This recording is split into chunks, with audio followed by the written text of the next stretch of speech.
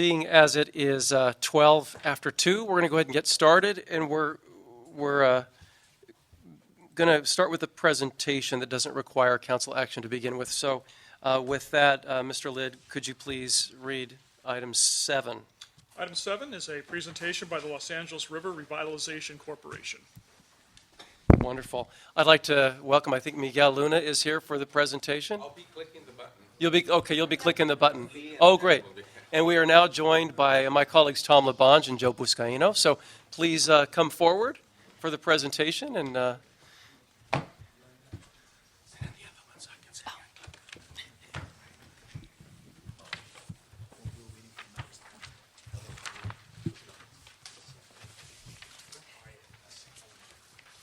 tell you what, before you get started, and since we now have quorum, let's just back up for a second, but don't go anywhere. What I'd like to do, colleagues, hey, how's it going, Joe? At this time, I would like to take items 1, 2, 3, 4, 8, and 9 on consent, and in particular on item 9, I'd like to approve the motion and Have an extra there back on the table. before we do that, I'd like to have Mr. Lidd read item 9 into the record.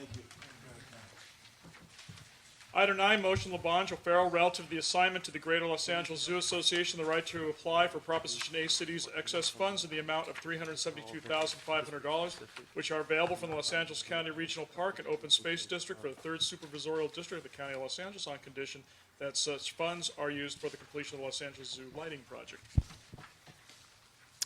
All right. Just repeat all the numbers you wanted to. Sure. Items 1, 2, 3, 4, 8, and 9, which Mr. Lidd just read for the record.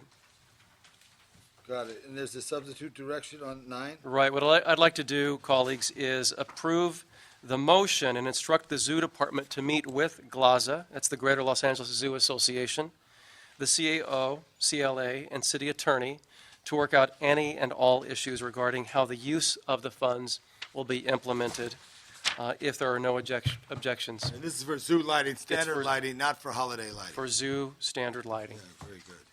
Yes. And just to comment on number 4, could we instruct the city clerk to send a very special thank you letter because the Los Angeles Parks Foundation was involved, and you know how we have partnerships, and we should never forget our foundation and the leadership. Whoever does that correctly, okay. Let's do that. That's a great idea. Every time, So whether moved. it's a library foundation or whatever, we should make it. Yes. Or the city clerk prepare it for the signature for the council chairperson. Maybe that's better. Okay. We'll send a letter. Whatever, you figure it out. Okay. All right. So without objection, we will do just as I read. Yeah. Otherwise, we're going to open up the floor for all the items. What do you recommend? No objection, colleagues? No objection. Thank you. So moved. All right. So we're in business. So at this point, I'd like to go to item 7, which was already read. And please introduce yourself for the record, and we can begin. Hi, good afternoon, council members. Jennifer Sampson, LA River Revitalization Corporation. We're just going to be making a really short presentation on a study we've been working on as related to the CASP.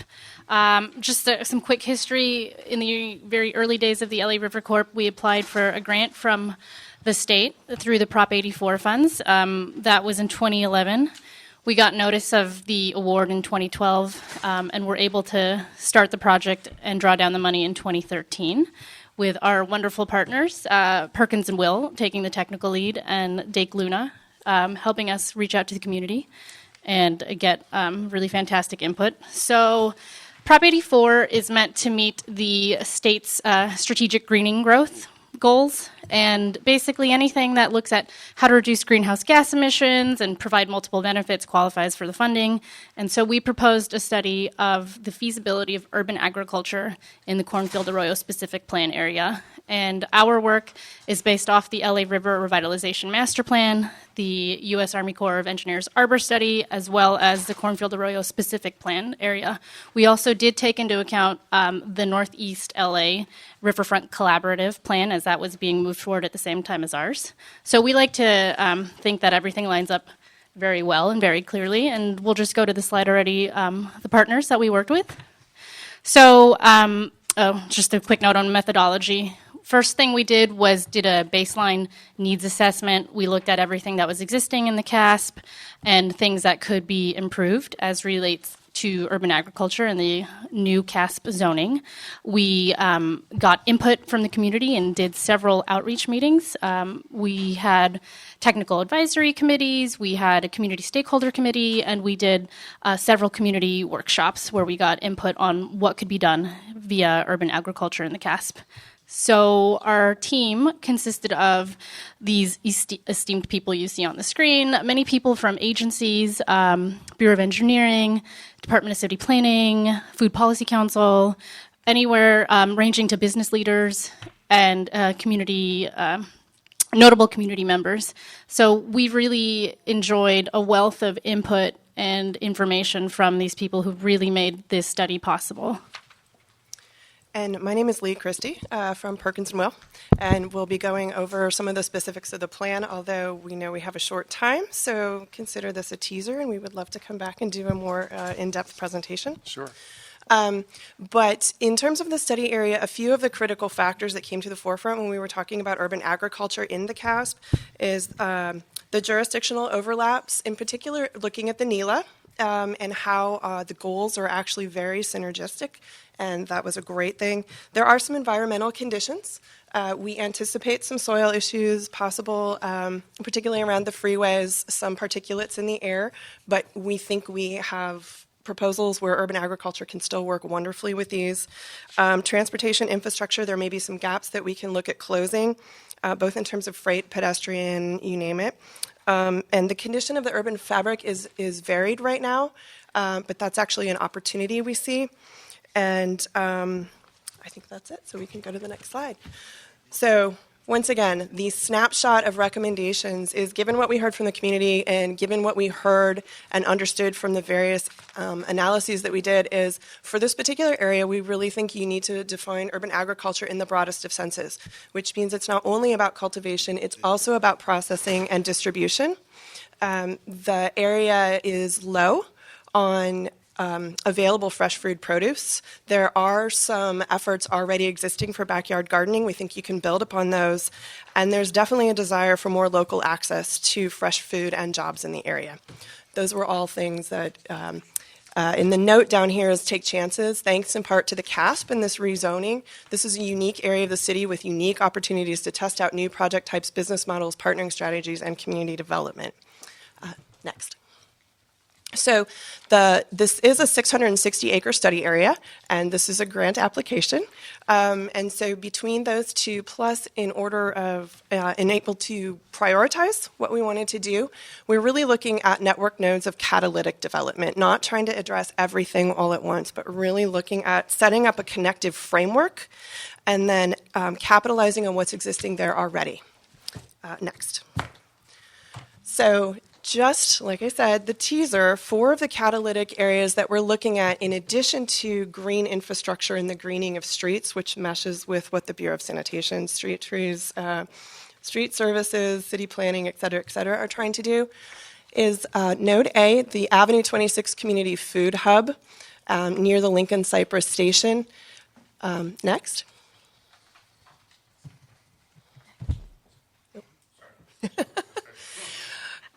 Capitalizing on the wealth of public property at the Humboldt Innovation Hub, particularly the Bureau of Sanitation potentially expressing an interest to try public demonstration projects on their site, and capitalizing on the Edward P. Greenway that sort of culminates stormwater. There's a lot of things coming together here. The Lincoln Heights Jail could be a great redevelopment and just keep building on what's there already. Next. The Cornfield Cultivation Hub, the proximity to the Cornfield Park and all the things that means, the proximity to Ann Street Garden, the housing development there, and DWP property. This is actually a really great area to look at cultivation of all types, and that includes hydroponics, aquaponics, controlled environment, open air, community garden. There's a lot of things to build on in this particular area. And then ultimately, on the southernmost tip, we're back at a metro station at the Chinatown Transit Hub. We know there are some amazing things that could be happening around here and are happening already. And so to build on those and really look at this as a mixed-use development that can focus on farm to table, grocery store, and really look at kind of mimicking maybe what Pasadena has in terms of their night market, the Asian night market, and really building out public spaces in all of these places. So like I said, snapshot. We have so much more, but I will turn it back to And Jen. all of this will be available online. So ultimately, next slide. There's one more technical slide. I forgot about the plant palette. So one of the things is the plant palette is all in keeping, and another opportunity we found is that with the increased market for native plants in the area, particularly as we deal with drought, this could be a major opportunity area for looking at nurseries as another way of interpreting a plant palette that is edible, both pollinators, so bees, butterflies, birds, as well as actual humans. So building on that, and then finally, we do have some guidelines for an edible parkway guide, which dovetails into what street trees are trying to do with enlarging the array of approved street trees. So ultimately, from the state's perspective, what we would love to see happen with this plan is to have it be used as a useful tool, as an adjunct to the already adopted CASP. We can make one-sheets and the whole report available online and hopefully at the planning counter. From the LA River Corp's perspective, we would love to move some of these projects forward in partnership so that we can help bring this vision for sustainable urban agriculture to people that actually live in the CASP and you can afford to have fresh local produce. That would be amazing. So in conclusion, thank you so much for listening to our suggestions. And thank you in particular to Council District 1 and Sergio Infantson for helping get us to APAR and shepherding this through at the city level. And if you have any questions, feel free to contact us. Jennifer, thank you. Lee, Miguel, thank you so much. And thank you, Mr. Cedillo, for shepherding this and bringing it to council for this presentation. This is a lovely vision that this is what happens when you create a vision along the river. And it excuse me, it really gets a broader vision started, combined with the whole movement for urban farming. In fact, I think it's item 6 today that we're going to hear is all about, related to that. Mm-hmm. So it's interesting how things come together when the city can help facilitate this type of visioning. So I really love this presentation, and I'm glad you came and spent the afternoon with us.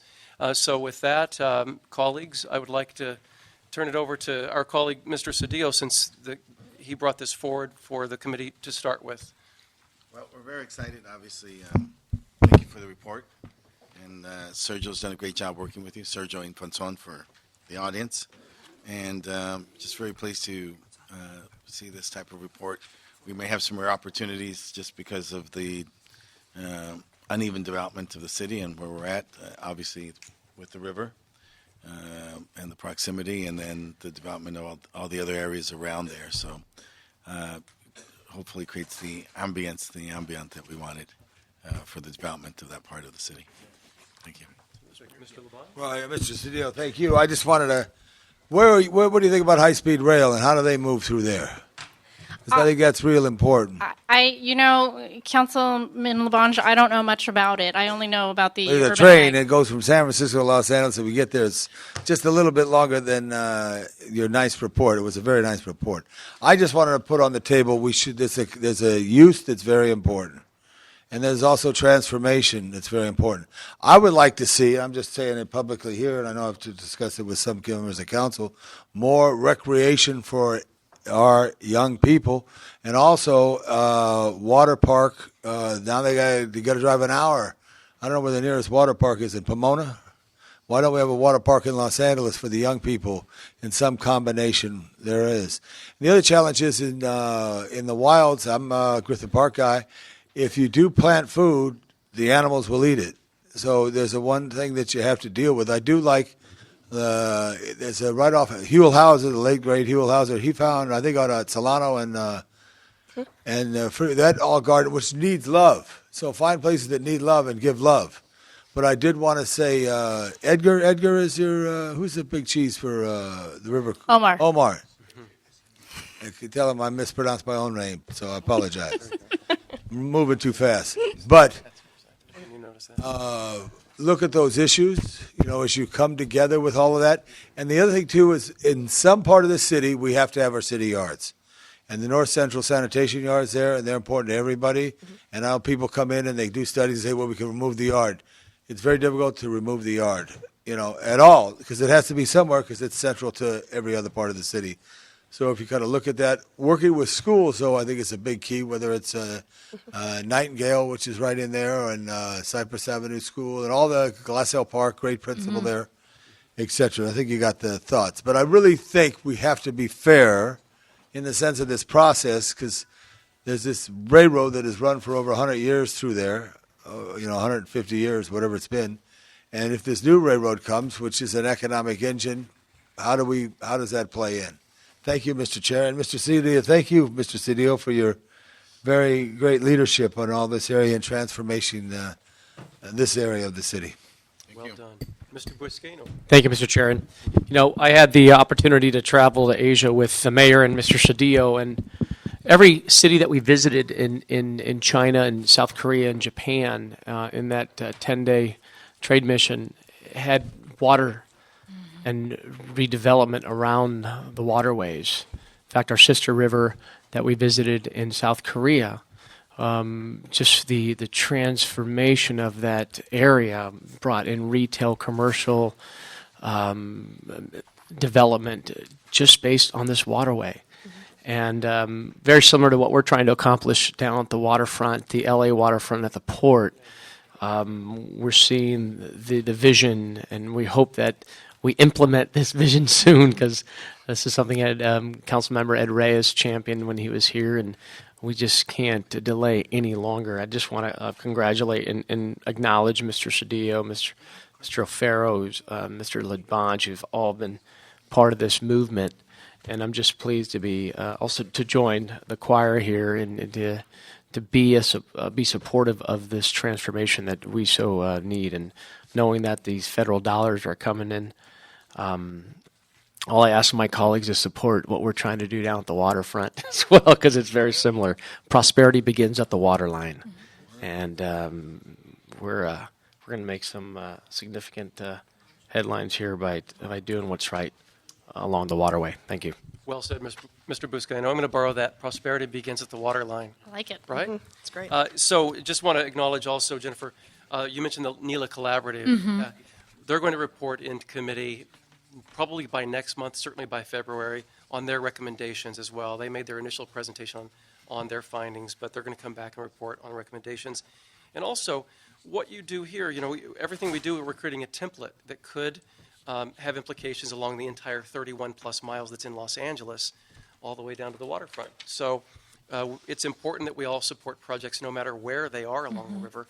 And then lastly, this destination area that could be created through this vision is going to be a regional draw on either side of the river. And that should be understood by everyone, that if we make this work, then the benefits will spread far and wide. So Yep. it's all about Yes. establishing a way to fund these projects and then getting our federal partners to join in. So that's what we're working on with Alternative 20. So thanks again.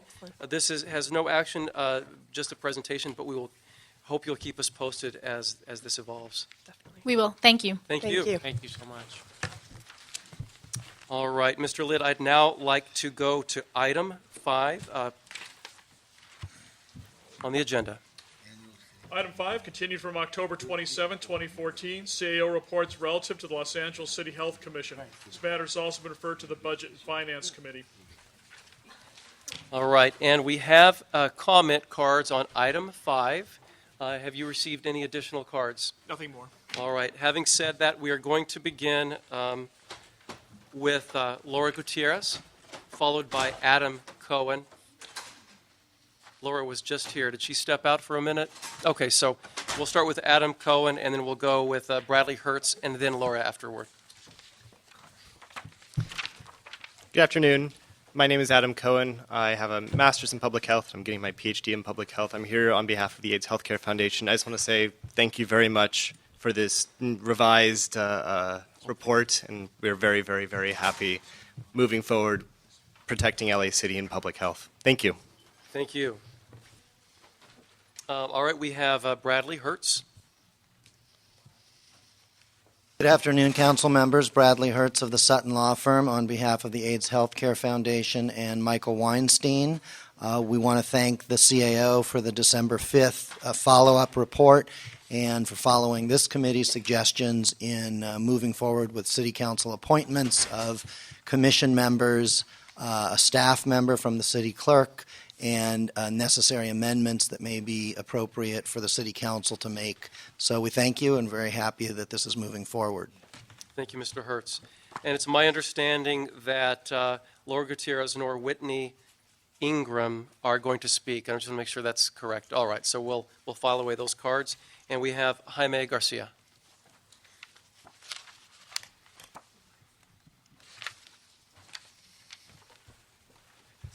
Good afternoon, Mr. Chairman and members of the committee. My name is Jaime Garcia with the Hospital Association of Southern California. I just want to thank you for holding today's hearing. I also want to thank and acknowledge the CAO for their time that they've invested in researching this issue. Certainly the points that are raised in the report are certainly very much valid.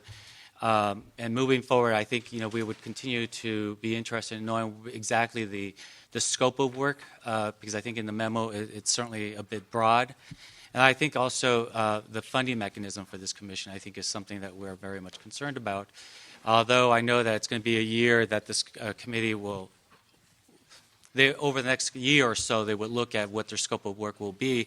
But I think in the interim, there is a funding cost that would need to be addressed, in our opinion. And so that is also another issue that we would be very much interested in knowing how that is going to be taking place. Thank you. Thank you, Mr. Garcia. Without any additional public comment, we're going to have a presentation, colleagues, from CAO represented by Patricia Huber, City Attorney represented by Kimberly Miera, I believe. Kimberly is here, Ms. Miera. And then a representative from the City Clerk, and that is our City Clerk, Holly Walcott, here.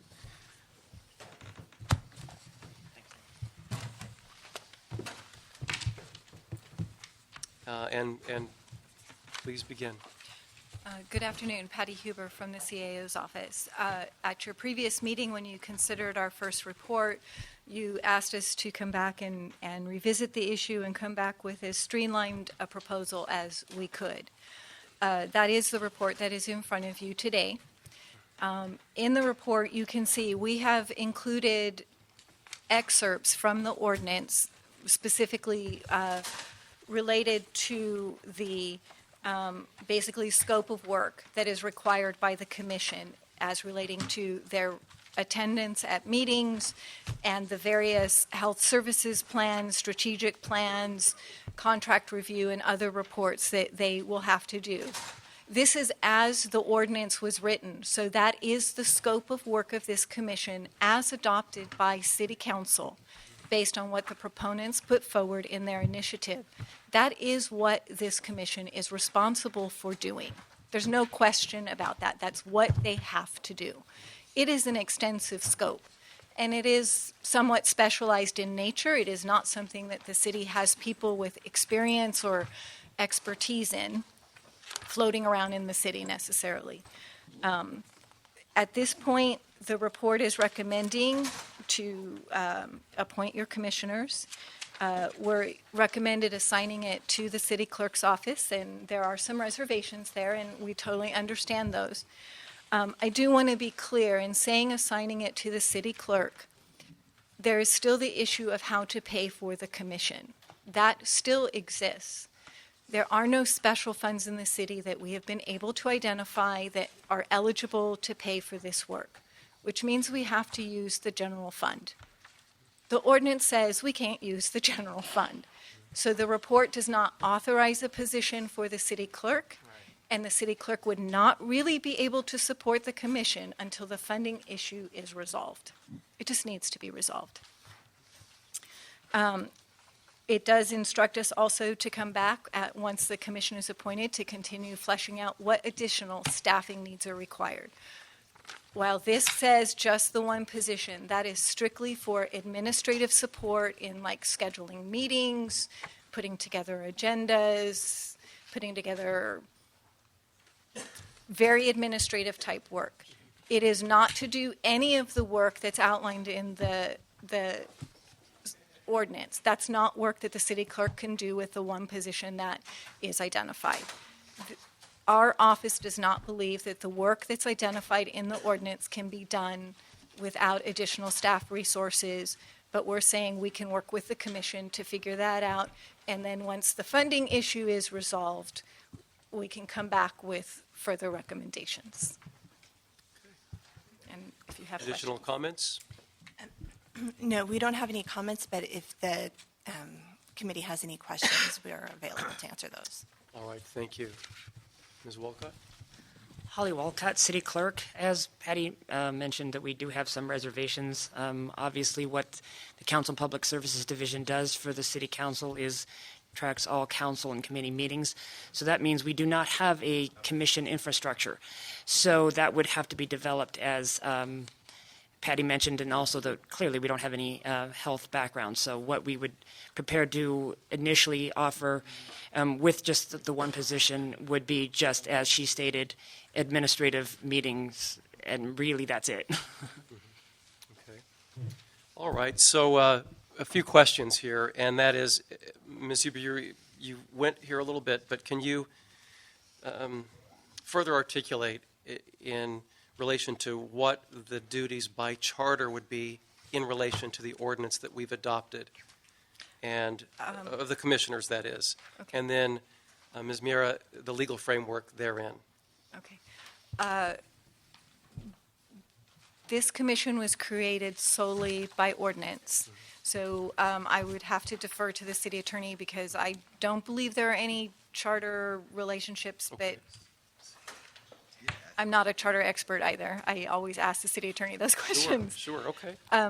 But in the ordinance that was adopted by council, it basically says that the commission is empowered and shall, that word is there, cause one or more commissioners or staff to attend all meetings, hearings, working sessions, and other events held or conducted by any all governmental bodies, agencies, or entities of the county.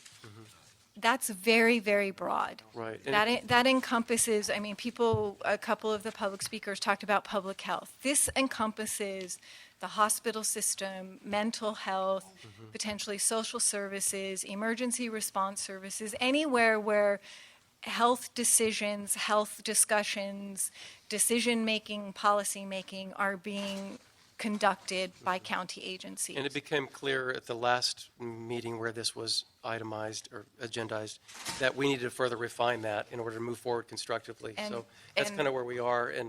And I personally went online, and there are dozens of commissions that might, and I'm saying this, not every meeting might need to be attended, but somebody is going to have to sit and look at every agenda and determine if there is an agenda item that is relative to policy making or decision making as relates to health policy. Let me just say, though, it looks like the framework from the CLA has set up would identify the commissioners refining the scope of that, and that's that. So Well, the thing is this, today we have an ordinance that says, here's what our commission is going to do. This is one aspect of it. So to the extent that there's a meeting where there are health policies, where there's going to be the formulation, debate, enactment, or implementation of health policies or actions, based on the ordinance language, somebody from the commission shall attend. They're required to attend. Okay, that's what it says. And until the ordinance is amended, and that is not a recommendation from us, that is what they have to do.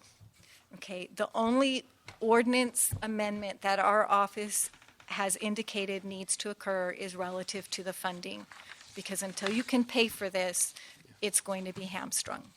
thank you. Okay, but it also has to publish an annual health services plan that includes health information on the health needs of the city, specific goals for improving health in the city, and a strategic plan to improve those or to meet those goals.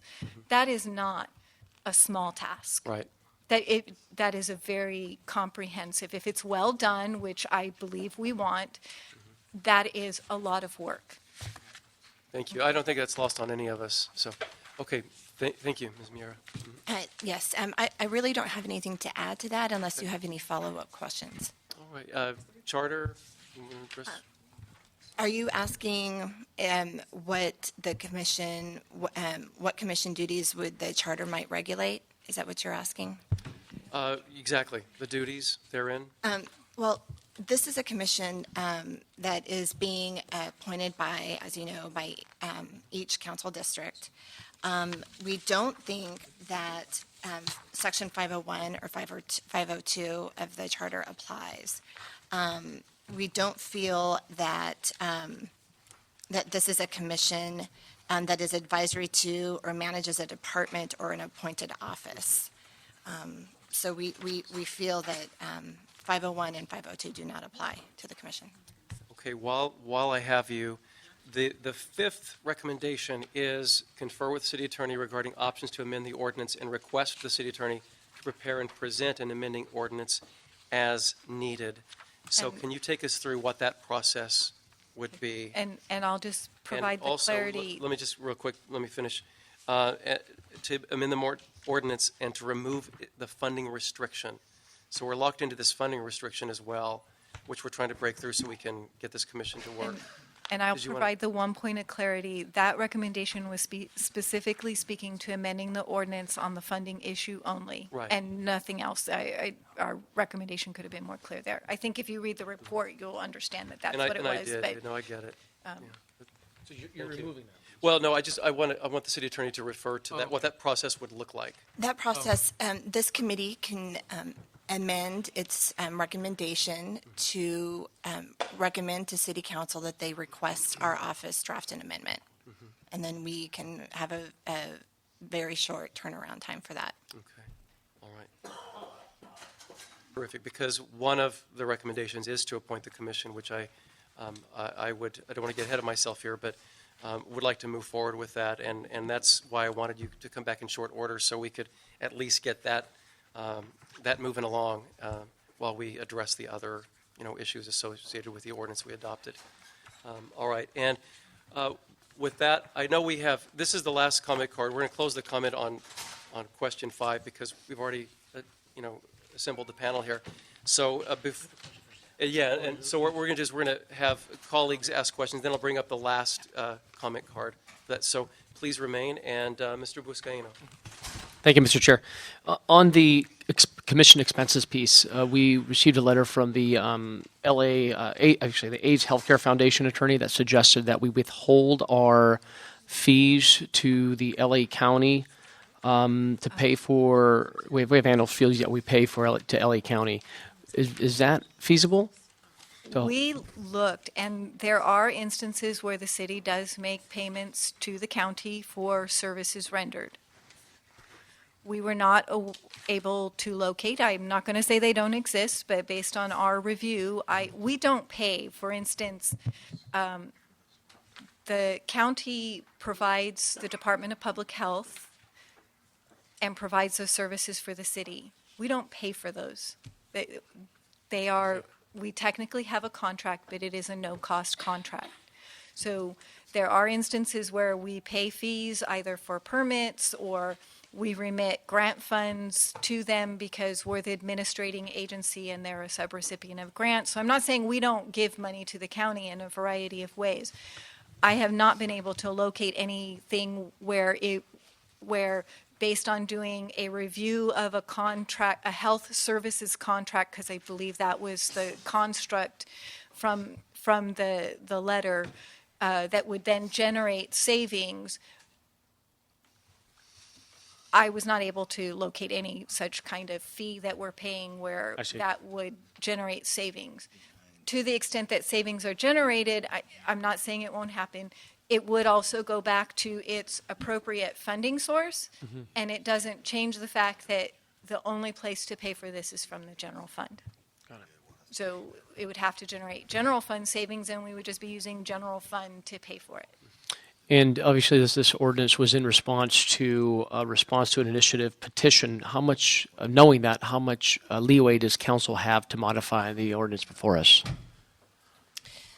Council can To amend the ordinance contains a clause that says that the ordinance can be amended after giving 30 days' notice to the commission to further its purpose. So it can only be amended to further its purpose, or it could be amended by ballot measure. And as for the last question, Mr. Chair, as for the selection of the commission, does he or she, the appointees, need to have some knowledge, healthcare knowledge, skills, expertise? And secondly, are they going to hold? Do they have term limits when they sit on this commission? Yes, the ordinance indicates that it's a 12-month term limit. Okay.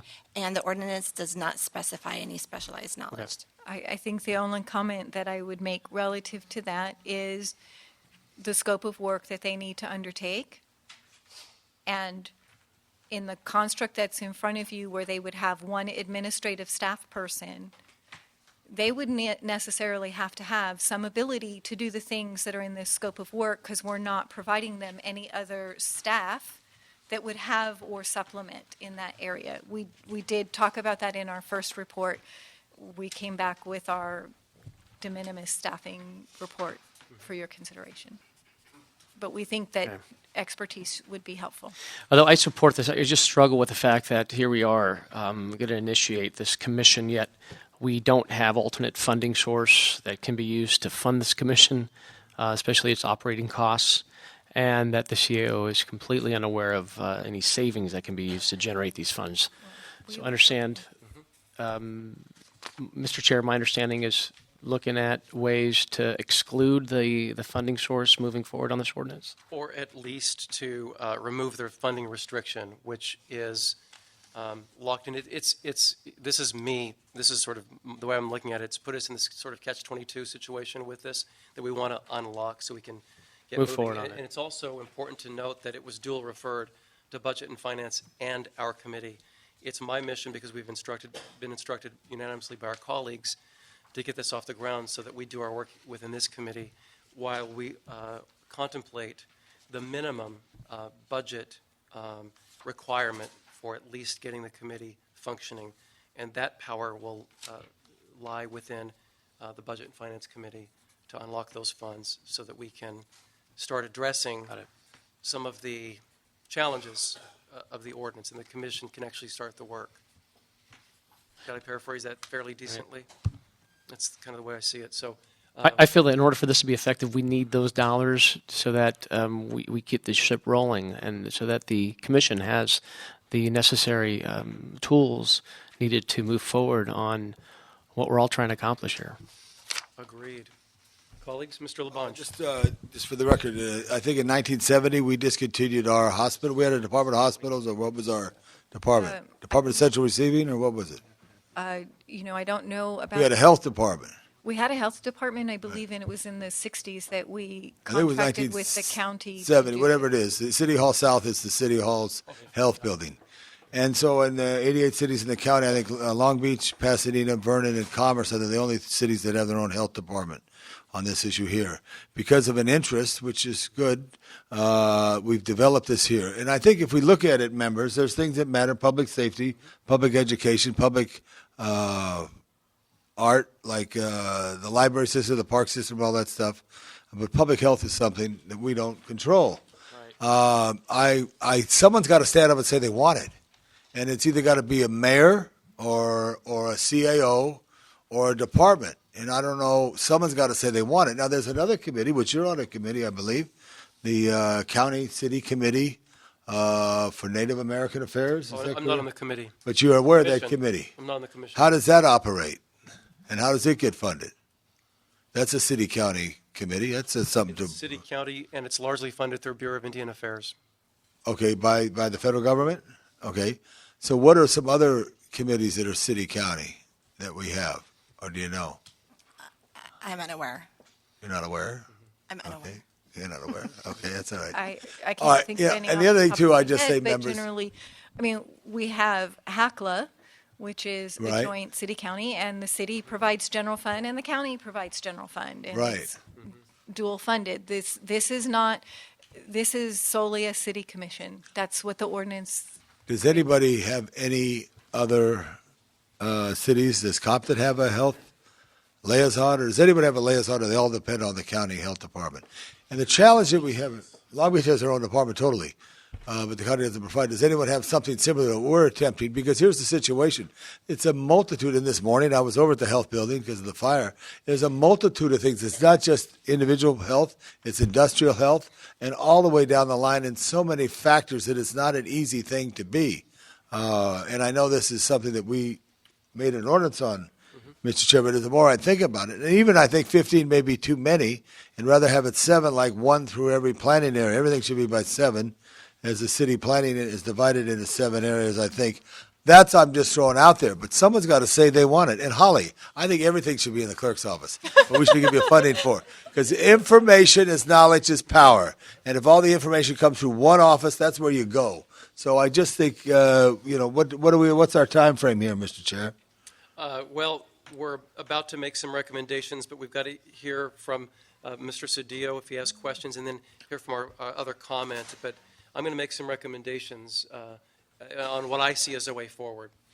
Okay, so I just want to do that. But I also do believe that, and I love our mayor and our mayor's office. Our mayor is like our quarterback, and if we lead it, someone's got to be someone from the city, because if it's not the CIO's office, someone's got to say they're the liaison. And I know the CIO, before 9/11, believe it or not, there was one person in the CIO's office. His name was Reagan. Maybe Jody remembers him, Michael Reagan. He was a civil defense coordinator, which predates, national security and all that stuff. There was one person. One person's got to be it. There was an oil and petroleum liaison. What was his name again, Jody, just for the record? Say it again? Yeah, Mr. Seamers, exactly. So I'm just saying, to make it work, and I've been around where the city has worked, we have to get somebody who says, this is it, and this is my thing, not just the clerk who just keeps it of record or someone else. So I'm just throwing that out right now because I want this to be successful as we go forward. Thank you. Very good points, Mr. LaBonge. Mr. Cedillo.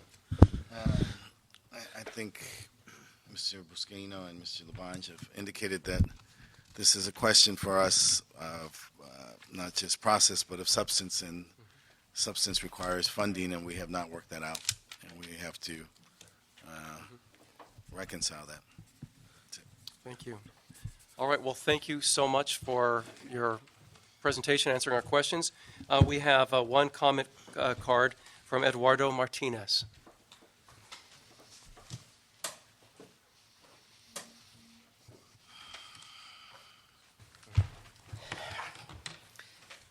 Hello, good afternoon, Chairman and members of the committee. My name is Eduardo Martinez, and I'm here today with some of my fellow Angelinos here present. Welcome. Thank you. Stand if you're to represent. There you go. All right. There you go. Thank you. To thank you for taking action on the LA City Health Commission. We know that public health is a priority for the city of LA, and we're confident that the commission is the right step to ensure that public health is a priority of the LA County. Thank you very much. Thank you, Mr. Martinez. Thank you so much. Colleagues, I feel that what we've done with this report back and the CLA report before us is we've been able to whittle down the bare minimum amount of funding it will take to get this off the ground so that it's actually useful and worth the commissioners that we appoint, so it's worth their volunteer time to make this a working, functional, productive commission.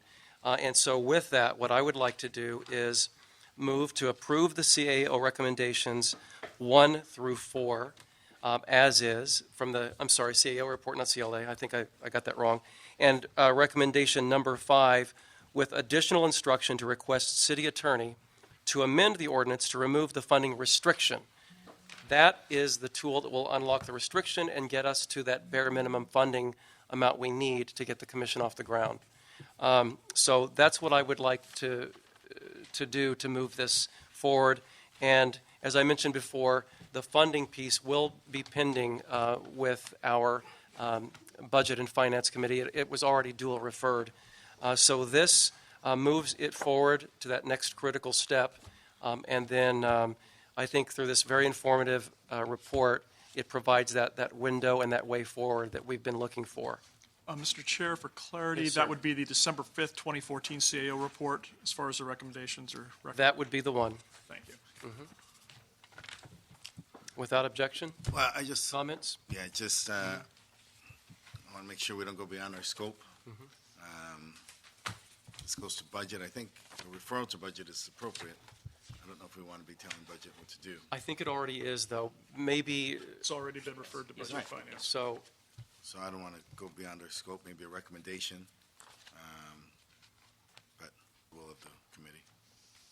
let's do, Madam City Attorney, you want to address that to see if we're within our rights to make this recommendation? Yes, you can make this recommendation. The recommendation, as you know, this item is duly referred into Budget and Finance.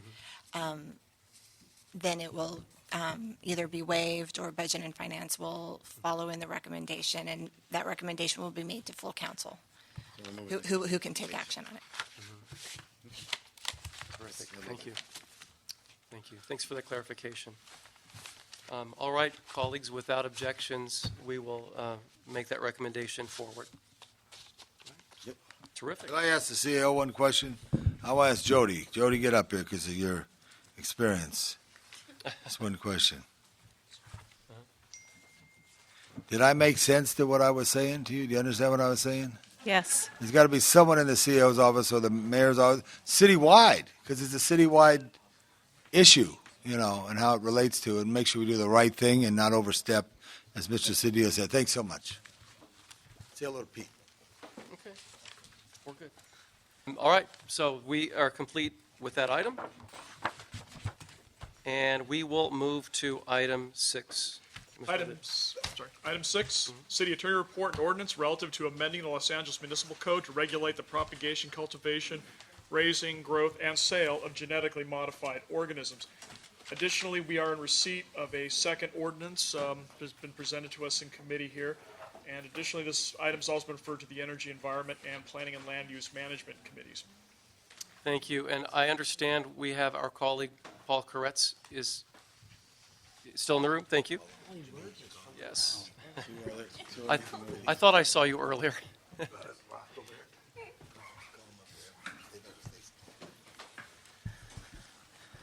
Thank you, Mr. Chair. Yes, I was back and forth in other committees. Reminiscent of being in the legislature. Doesn't happen very often here, so we're a little more organized. Thank you for hearing this item so quickly, too. For those of you who don't know, after the City Council approved this measure in concept in October, we received word that a state bill, AB 2470, had a poison pill added to it at the last minute, which would prohibit the City of Los Angeles from regulating its own seeds and crops, and instead require us to ask the permission of the state's Secretary of Food and Agriculture. And that's What if was that? 2470? 2470. That's only. Just the city of Los Angeles or all cities in the state of California? I think that's all cities in the state of California, but I think we're the one that are on the cusp of doing it, so it was clearly targeting us. That happens if we don't pass this ordinance before January 1st of next year. Now, in my opinion, there's nothing more important than protecting our local food supply, and I don't think the second largest city in the country should have to ask its Secretary of Agriculture for permission to do so. So Michael Dundas in the City Attorney's Office got to work and turned around an excellent ordinance in record time, and I appreciate Councilmember O'Farrell and his staff's leadership in getting this scheduled in time to meet the deadline. So here we are today. To understand that this is an important ordinance, one need look no further than the orchestrated effort to kill it at the state level. As healthy agricultural areas around the country slowly dwindle due to over-farming, depletion of soil health, and over-application of pesticides, herbicides, and fertilizer, and as our lower-income residents look for more creative ways to survive in an economy that hasn't fully recovered, it becomes vitally important for us to promote and secure our urban agriculture. The City of Los Angeles has been actively engaged in doing just that. Most recently, Councilmember Price recently co-introduced a motion to implement State Bill AB 551 to create urban agriculture incentive zones, where property owners who allow their land to be used for agricultural purposes can receive a tax break, and I appreciate his leadership on that.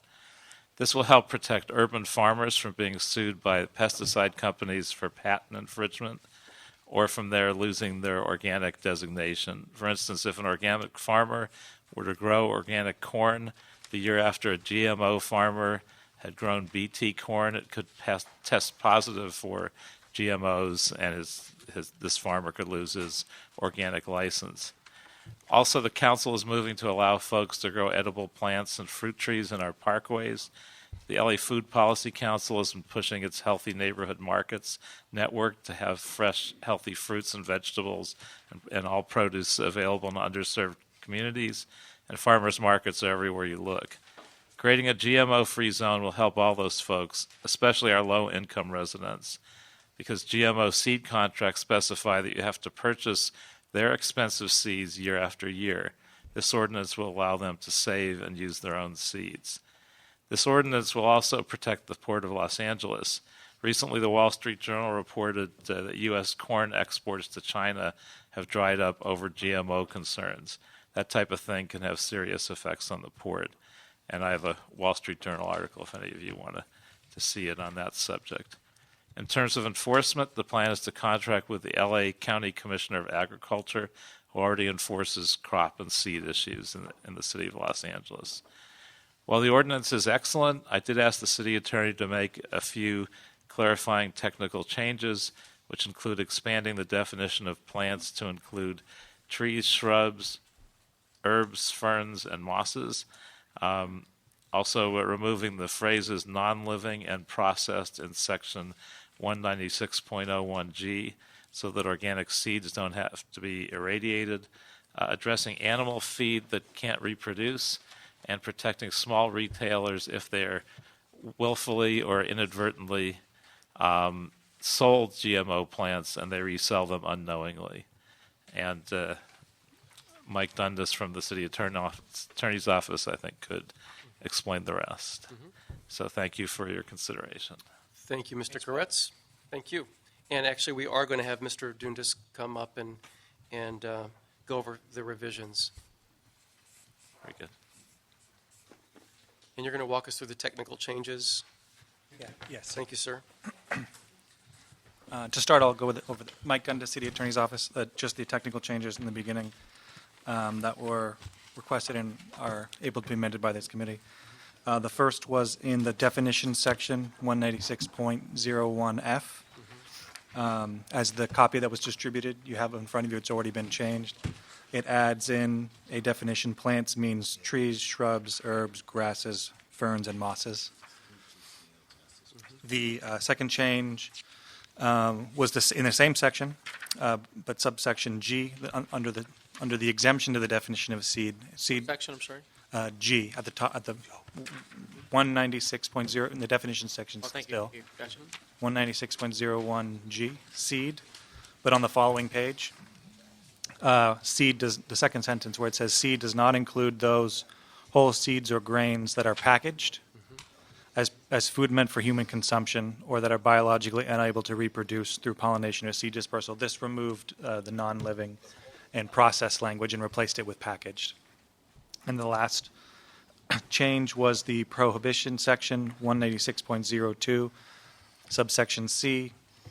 It changed the language to read, nothing in this article prohibits a person from selling genetically engineered seeds or grains packaged as foods meant for human consumption. That makes it consistent with the new definition above. And then following, nothing in this article prohibits a person from selling genetically engineered animal feed or agricultural products that are biologically unable to reproduce through pollination or seed dispersal. And then if you have questions on the greater ordinance, or we can go through that as you see fit, Mr. Chair. Thank you. Mr. Koretz mentioned AB 2470 and mentioned the effect that this would have if we didn't act before January. Do you have anything to add to that? Yeah, I could provide a little bit of the background. rationale, et cetera? This is just from newspaper reporting, mostly in Northern California. I believe the Oakland Tribune and the Santa Rosa newspaper. It was a bill that seems to have inadvertent consequences. Who's the author of the bill? I don't. It was somebody from. It was somebody from the Central Valley, but it related to a dispute over city planning issues, and I believe in the city of Escondido, over native versus non-native plants, and what should be used by a city in landscaping. Had nothing to do with actually agricultural issues, but the language was issued. It was one sentence added to a bill late in the session. Actually, it was late in the process of that particular bill. It wasn't, it wasn't a last day issue. I got an amend issue. That nobody had any idea would have anything to do with this GMO question. You look back at Senator Evans and a few other people from Northern California who have been very aggressive in the policy to regulate GMOs, were supportive of the proposition that would have required labeling. They all voted for this bill, not with the understanding that it didn't have any implication under the GMO language. It was only until after the fact that people actually read how broad the language was that they realized they had inadvertently voted for a piece of legislation that could potentially ban any city's ability to do what it is the city of Los Angeles is trying to accomplish. And so there has been some discussion about going back and changing that after the fact, but until they do, the city of Los Angeles, if it doesn't act on this ordinance by January 1st, 2015, would be prohibited from doing anything without a change in state law. Okay. And will this amended ordinance, would it affect any city department that currently oversees parks, green space, river, you name it, farms, community gardens that are city-owned? Or It would apply to city land as well. There's no exemption for city property. The only exemptions created are for medical research and for research that's going on in closed door laboratories that basically controlled rooms. So we carved out exemptions for universities, like example, there could be this type of seed research being done at USC or UCLA. But as far as open air on city land, they would still the prohibition would apply to those areas as well. But it would not affect, in my understanding, any operations within the city at this point in time. There aren't any. The city doesn't use any of these types of products. And lastly, there is a provision for farmers unwittingly selling or marketing seeds that have been genetically modified, and it looks like there's a protective measure in there to address that. But what would the regulating enforcement piece be? Enforcement agency, how would that be addressed? What would that require of the city? Well, it would be a prohibition, and it creates a new crime. So it would be enforced to the extent that the city council sort of chooses to direct resources towards that enforcement. In much the same way that, for the idea of medical marijuana in the beginning versus how the city goes about enforcement today. And so this doesn't address that. That would be additional instructions on the enforcement piece for those willingly or unwillingly engaged in the illegal sales or service of crops that are genetically modified or seeds. That's correct. That would be a entirely second administrative step. That's correct. What this ordinance does in order to get in before the state preemption deadline is it creates the penalty, it creates the crime, and it defines what is lawful and unlawful. But then it leaves to the CAO's office at this point in time the ability to appoint an enforcement officer. And without any funding for an enforcement officer, which would come from the city council, because the CEO office is not obviously going to do the enforcement itself. That's a step for council to take down the road when one of the plans, as the council member mentioned, Councilmember Koretz, was the easiest way to get to that fast enforcement is a contract with the county agriculture commissioner who already does this type of crop enforcement. Okay, and so what I want to make sure is we don't ourselves unwittingly get into the business of criminalizing something when people aren't even aware that they're breaking the law. So there are no announced fines or penalties in this ordinance that would. Correct. The only penalty right now is a misdemeanor. Okay. And it would have to be referred to our office for prosecution or some other handling. Ultimately could be something that's considered for the ACE program as well. But at this point in time, no, there's nobody that's going to be given a ticket or issued a fine. It would because first of all, somebody had to conduct an investigation and then refer that to investigation to the city attorney's office for prosecution. Would we have the ability to change that to an infraction as opposed to a misdemeanor? Yes. Okay. Through the ACE. Or the ACE. Through the ACE correct, program? yeah. Okay. Thank you. And depending on the nature of the violation, if it's a backyard farmer, I mean, depending on how the technology evolves over the years, Right. at this point in time, that would never be the case. But there's a difference between a backyard farmer and somebody buying a giant plot of land somewhere, up. Do you feel yourself that we have the flexibility to deal with the future movement that comes our way within this ordinance? Yes, I believe that there's sufficient case law that would allow us to make those kinds of changes in the future, even after the January 1st deadline. Thank you. Colleagues, Mr. Buscaino. Thank you, Mr. Chair. Colleagues, I was the only no vote when this came before us in council, and because I made it clear that the City of Los Angeles is not the seed police. I had some questions that I wanted to ask then, and I'll ask now. What's the quantity of GMO crops currently grown in the city? Do we know? To my understanding, I believe there are none. There's zero, okay. How many GMOs negatively affected gardeners or urban farmers in Los Angeles? Do we know? I'm not sure if that's something that... As far as I know, none. The purpose is to prevent this from happening. And there are other places where GMO crops have been inadvertently infected non-GMO crops not too far away. And so we want to avoid that happening and that spreading and keeping the seeds in good condition that we have here now and preventing GMOs from impacting those. I overheard there's an expert. Yeah. If we can bring her up. Let's bring her up now. And yeah. That is Ms. Joanne Pyro. Did I pronounce? Oh, Joanne, we know you. Thank you. Please have a seat. Sir. So as far as developing the regulations to implement this ordinance, what's the cost behind this? Do we know? There's no estimated cost at this time. Okay. It's drafted on such a short basis that the CEO was sort of asked to report. Okay, and then as of right now, the report says that this would just call for a misdemeanor. Correct. So this doesn't create any new costs at this point in time until the enforcement action is taken or until the CAO or the council. Okay. Colleagues, I struggle with this. Just like this. You envision enforcement?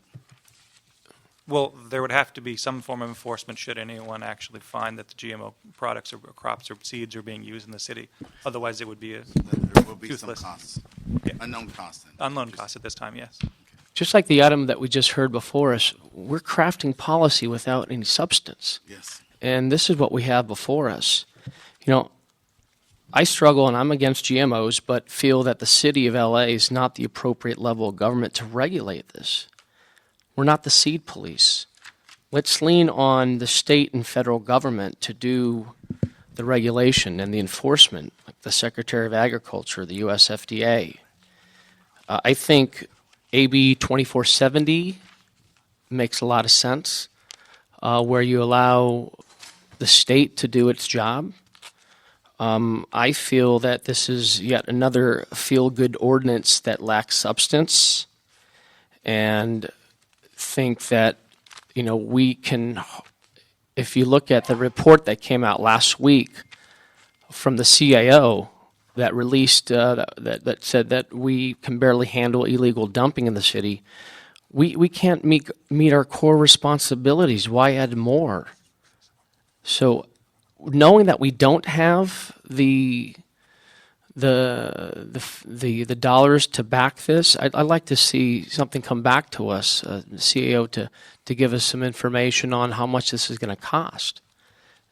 and I know this is time sensitive based on this January 1 deadline, but again, why move forward on policy when we know we can't fund it?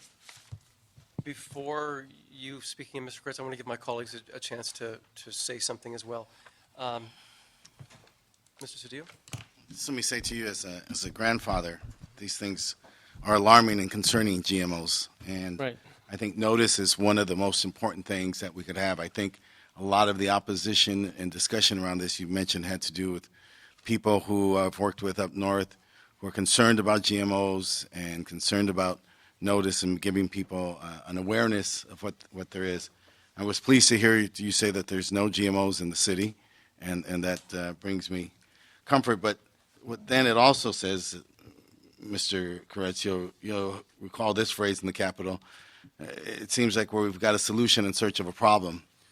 Now, I appreciate that you're trying to be preemptive, and I support that. But as my colleague said, we have to keep in mind that costs are unknown. And we just went through that with our health commission. We all want to appoint our health commissioners, but we don't have costs or anything so that they can convene or have a meeting. There are a lot of concerns that I have about the food we eat and about obesity in this city, in this state, in this country. The costs of obesity are incredible on our health, our productivity, and the quality of life. You and I notice this a lot when I travel. I see poorer countries that have less obesity because of the way they eat and their lifestyle and their culture. You and I just came from China. Right. I didn't have those observations I've known when I've traveled other places where I see big people in Denmark, but I don't see obese people. And I think it has to do with the way we eat, the food sources, the lifestyle, the values. I say that, though, in the context of also what are the challenges we have. We were just told last week we can't afford to clean up our streets, and we have to address that. That costs money. This morning, we know that we're going to embrace billions of dollars of costs to make sure that our buildings are safe so that they don't collapse during an earthquake, and we met that. And so we keep meeting all these challenges, but we don't have a fiscal footing to move forward. And so for me, it just seems for us, we just went through this, the previous item. We should have a discussion that's more robust, more thorough, because this is too important not to do right. I don't want to feel good about this. I want to do good about this. And to do good about this, we have to be thorough about this. And I want an analysis that positions the city to do the right thing on the public policy here, not to be hasty. I am not concerned about our ability to amend this bill in Sacramento. We called the President Pro Tem, who's a solid progressive on this matter.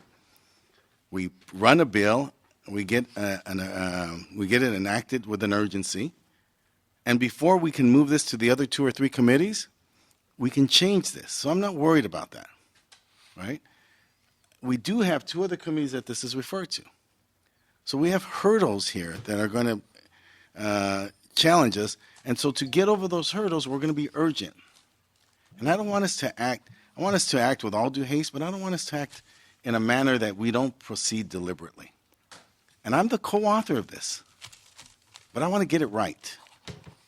I want to do this right. I want to be thoughtful. I want to be deliberate. And I want to have all the information. I want to avoid the adverse consequences. And I want to protect my grandchildren. So I think we can wait to do this right. And to do that, I want us to make sure that we have a report from the CAO that tells us what are the consequences, what are the costs, what are the resources, who's going to police this, so we can do this right. Right. Thanks for seconding that. Mr. Labange. Well, I just heard 2 compelling statements by my colleagues, Mr. Chair. And the other thing I want to know is what's the head of Cal Poly San Luis Obispo think? It's the State Agriculture School. What's the head of Cal Poly Pomona think? 2 schools. What's USC or UCLA think? Overall, what this would all be. I mean, we have to do it right. And also the other thing, too, we were with the mayor today. We had a press conference about earthquake preparedness, and we've delayed and delayed and delayed. Some engineering matters that would make buildings safer. And we got to focus on our core, as I think was articulated by my colleagues. So I would support immediately focus and study. I don't like to hear how Americans are not healthy anymore, and other parts of the world are, but that is something that we have to deal with. And also, Mr. Koretz, I believe that you shake your head, but this is a state of California, and I think as the state of California is important to us all. And I did have respect and still have respect for the state representatives in the Department of Agriculture, that we do the right thing. I would hate to see us be separate totally of that. I just did want to make a statement too. I remember I saw someone who was very Melody is her name, and she lives in the Valley, and she asked me to support this. And I like Melody a lot, but I want more study to do it right as we go forward. I know I ran into the halls once the other day, and I said, okay, I'll just do it as long as you finish first. Well, whether you're first, we want to do it right. That's the key here. So I would support my colleagues, Mr. Buscaino, Mr. Cedillo, and I know you're very passionate as you spoke. May I say one last thing? You know, I've spent my life advocating on behalf of immigrants, and these matters are very important to me. There's a misdemeanor in this proposal. A misdemeanor may have a permanent bar on any immigrant who wants to become a citizen in this country. And we say these things casually. Oh, well, they'll put a misdemeanor. Maybe it'll be something else. Maybe there won't be enforcement. Maybe there might. But to that immigrant who's probably more likely to be engaged in gardening for their food source, to be cited and to be given a misdemeanor and to be barred for life from becoming a citizen is very significant and very important to me. We say, oh, well, that won't happen here in Los Angeles, but we just went through 5 years where over $100 million of fines were placed on the immigrant community and their cars were taken from them. And so I don't want to just, it's not that we don't agree with you, but we want to do this right. Right. And so I can't be casual about anything, and my colleagues know this. Any new law, any new regulation we have that has a misdemeanor that may have an adverse impact at a moment when we're likely to see some type of immigration reform, and that this entire community then could be barred. I mean, we grew, like I'm from Borough Heights. We had our garden in the back. My grandfather was undocumented.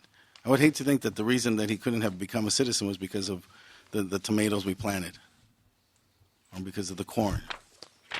And that's just, it's just a real possibility. And so these are all possibilities that we have to deal with in this framework. And so I think with all of this, I don't want to wait till later to reduce it down to a fine, you know. But on the other hand, if a misdemeanor is appropriate for it, then it should be that. And so we've got to figure all that out. And I think there's a lot of questions that unlike the previous matter that we dealt with the Health Commission, that in this moment we have an opportunity to reevaluate and look at it to do it right. Okay, and with that, Paul, you can wrap it up, and then we have to take public comment. Okay, now, someone originally asked a question. I'm trying to remember what I wanted to address. The enforcement. Yeah. I think this is likely to be as costly and as highly anticipated high cost as enforcement of smoking in restaurants. There was a lot of conversation about it. It wound up being self-enforcing, wound up costing the city virtually nothing.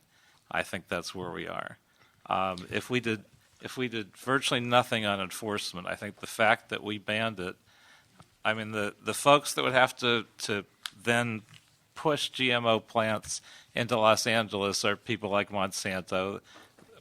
We disagree on issues, but they're very professional. I don't see them pushing to break the law. So I really think the chance that heavy enforcement is needed and heavy costs are virtually nil. I think it's kind of a straw man looking for an excuse to slow down this process. I think that's all it is. I think we can study this to death. It's not going to wind up being very different. The only legitimate issue that I've heard through this whole process has been the one that Mr. Cedillo just brought up. And if there's concerns about it being a misdemeanor and we have a way on the spot to rewrite that as an infraction, I'm perfectly fine with that. The rest of it, I think it's just an excuse to stall. If you want to stall, be honest about it. We can study this to death. It's going to turn out virtually the same. And I have no confidence that this gets through the legislature. If it's going to get through, it's going to get through here. Getting something like this through the legislature with the influence of lobbyists who are, frankly, are influential on this issue here, but usually not. Usually they don't have that much of an impact in LA. They have a huge impact in Sacramento. So if we rely on them, where this just got passed to take us out of the process, it's a dead issue. If we actually want to regulate this, we need to do it here, or it will never happen. Mr. Chair, can I just ask a question? Anyone from the city talk to?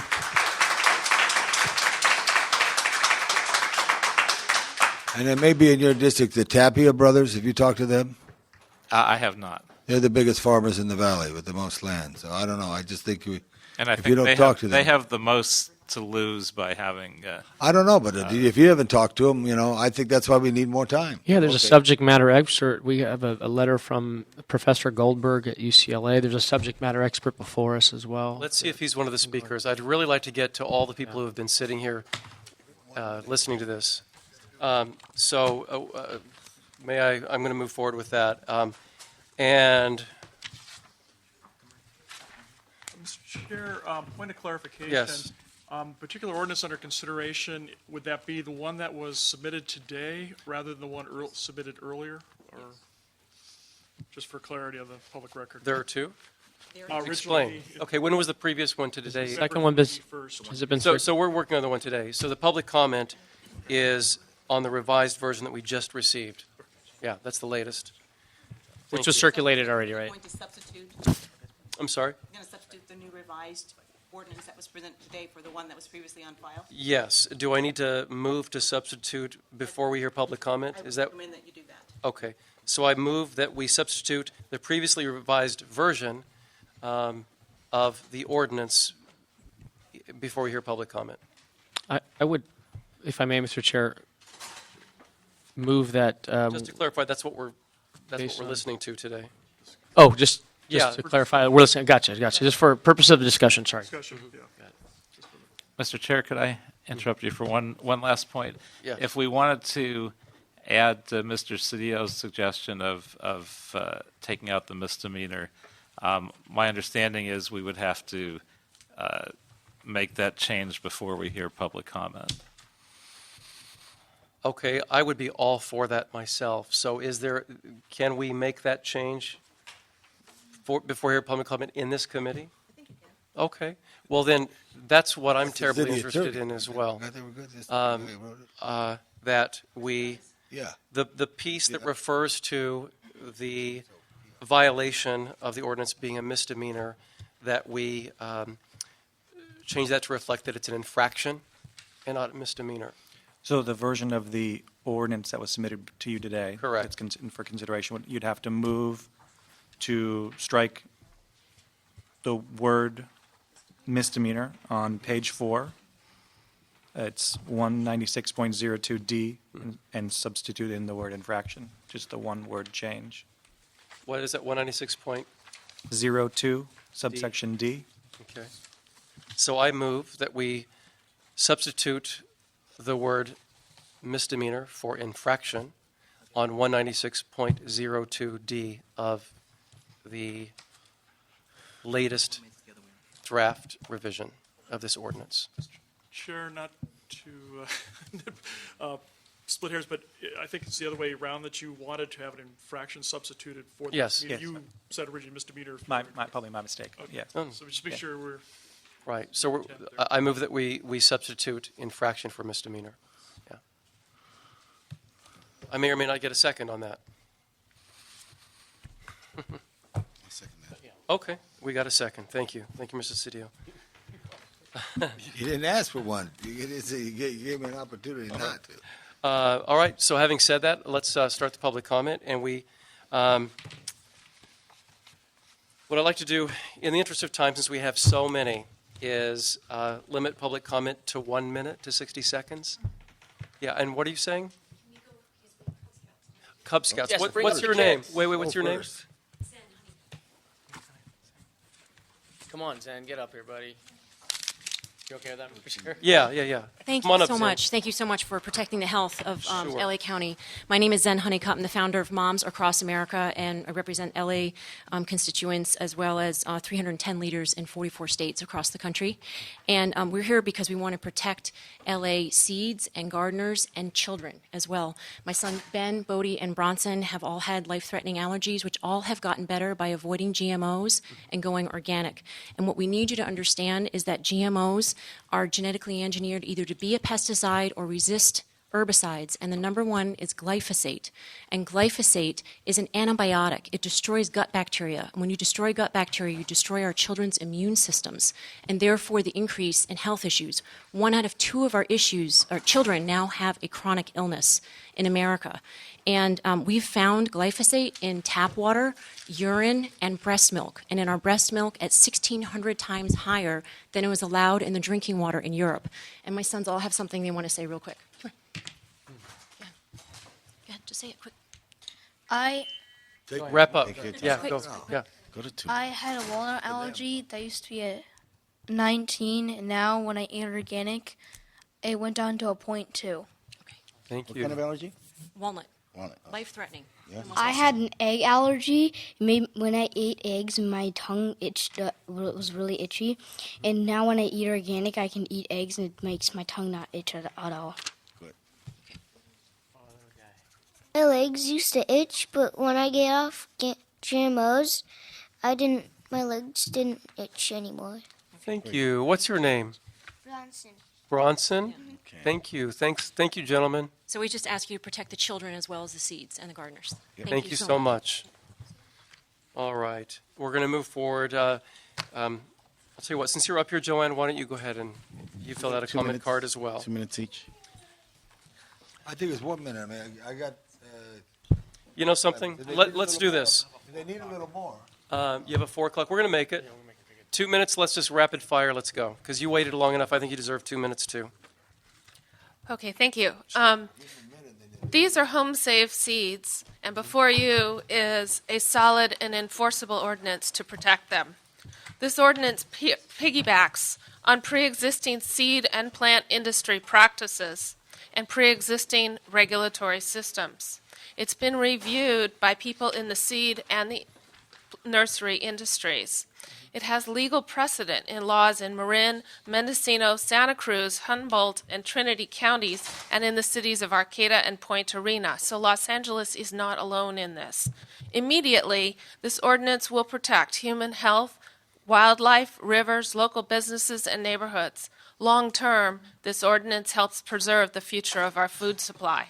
The council file shows multifaceted support, more than 100 endorsements from local businesses, urban agriculture, community gardens, Latino organizations, environmental organizations, and churches. We urge you to vote yes on this ordinance. Arts, parks, health, and rivers are at the heart of the GMO-free zone. Arts, this is about protecting mother corn, which is a cultural icon to your Latino constituents. Parks, this is about keeping GMO turf grass out of our parks and our golf courses. The U.S. Department of Fish and Wildlife quit using GMOs in our wildlife refuges across the nation. Let's join them here in L.A. Health and aging. A GMO-free zone is about access to healthy food, which is safe, clean, and fair for all citizens at all income levels. This is about self-sufficiency. This is about our ability to grow in our backyards. Studies in Europe link GMOs to cancer, tumors, endocrine disruptions. The very young and the very old are the most susceptible. Rivers, microbes in Chinese rivers now have antibiotic-resistant traits as a result of GMO escapes. Let's protect the LA River. Thank you, Joanne. George Kiefer, followed by Nancy Wang, followed by Maria Sosa.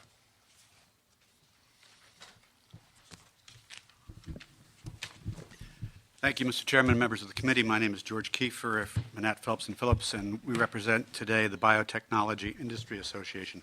I want to endorse, which, by the way, exists, there's about 1,000 universities that are involved in that organization.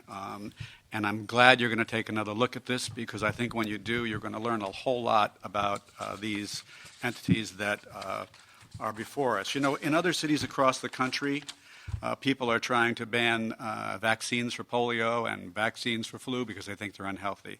They're trying to enforce the teaching of creation. They're trying to ban the teaching of evolution. There's always a group that's worried about some aspect of science. But the entire science community across the world... Oh, let's give the respect to the speaker. And that's exactly why you need to look into it rather than simply take testimony quickly, draft an ordinance quickly to try to get your word in. This is not something that you're particularly equipped to do. Now, maybe you can determine that it's worth doing and you should spend the money to do it. But this proposed ordinance is fundamentally anti-science. The city is the wrong entity to make this kind of determination, especially a whole ban. There are different kinds of GMOs for different kinds of purposes. You can't ban the whole group. We're eating papaya today that was saved by virtue of GMOs that have been found to be completely safe, no different from other food. The breeding of these organisms has gone on for years. They're just doing it differently right now. The ordinance does not fully protect the research being done at UCLA or USC or any of the other universities. It's not just research that's limited to a lab. You have field tests. No staff report accompanies this ordinance. There's a good reason.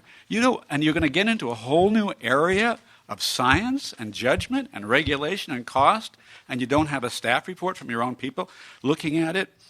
There has been no input from the agricultural specialists, the academic community, nor has the full impact of this ordinance been considered. I urge you to take the time to look at it carefully. Thank you. Maria Sosa, followed by Manju Kumar. What happened? I said Maria Sosa? Well, Nancy Wang. Oh, I'm sorry, Nancy Wang. My apologies. I did. That's okay. Sorry about that. Thank you. My name is Nancy Wang. I'm with the law firm of Manat, Phelps & Phillips, and I am here to read a letter, or portions of a letter that was submitted by Robert Goldberg. He's a professor, he's the distinguished professor of molecular cell and developmental biology at UCLA. So he is your subject matter expert. He is a member of the National Academy of Sciences, and he has submitted the letter, and it is submitted into the record, and you should all have or should be receiving a copy of it. I thought that it was important to read portions of it that are particularly relevant from a scientific community's balanced standpoint. And he writes, I and my colleagues at UCLA consider this ordinance to be unnecessary, ill-conceived, and anti-science. The overwhelming majority of the worldwide scientific community, from the American Medical Association to the World Health Organization, deems biotechnology-derived crops to be safe. Not only are these crops safe, but biotechnology-derived crops provide unique solutions that allow food production to be affordable and sustainable, not only in the U.S., but around the world as well. In addition, I suggest that city councils are not the best equipped governmental bodies to make these kinds of technical, scientific decisions, particularly outright bans of seed plants and trees, and certainly without full input from the academic and research community, along with the regulatory agencies such as the FDA, USDA, that have jurisdiction over agricultural biotechnology. With regards to the impact upon universities and research institutions, such an action gives the impression that the City of Los Angeles is hostile to the development of better agricultural products utilizing the best and safest technology. This would severely hamper UCLA's ability to compete for research grants in the fast-developing world of agricultural biotechnology. It would also have adverse impacts on the city's economy.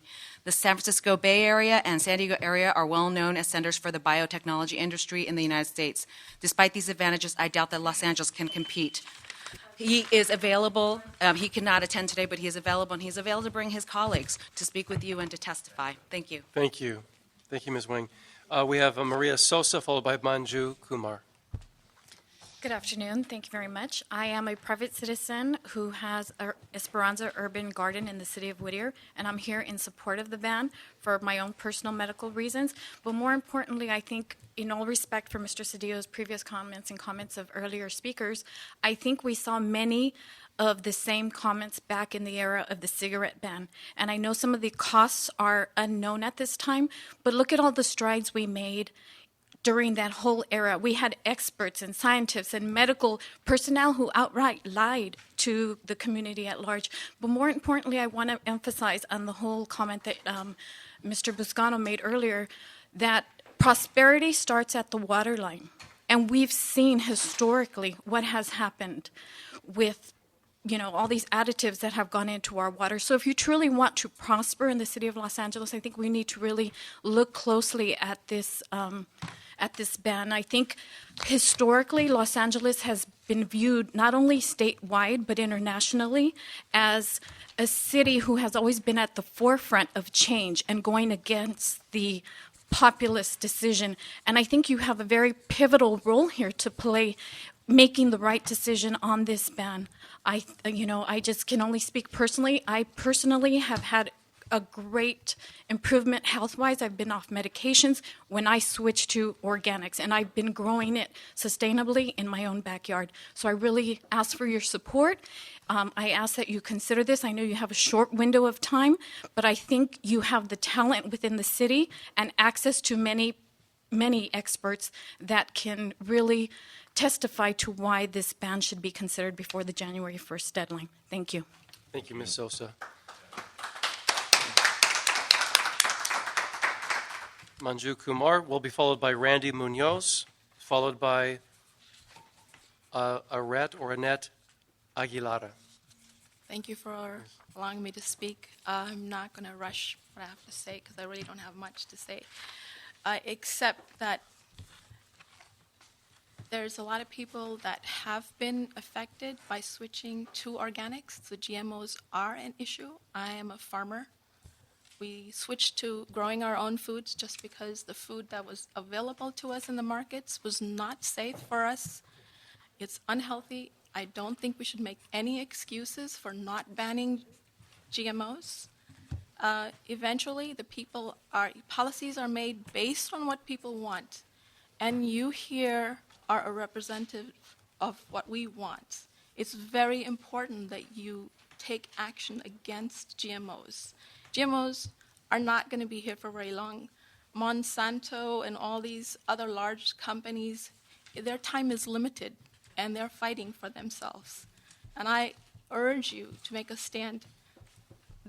Every small action that we take is going to take a step.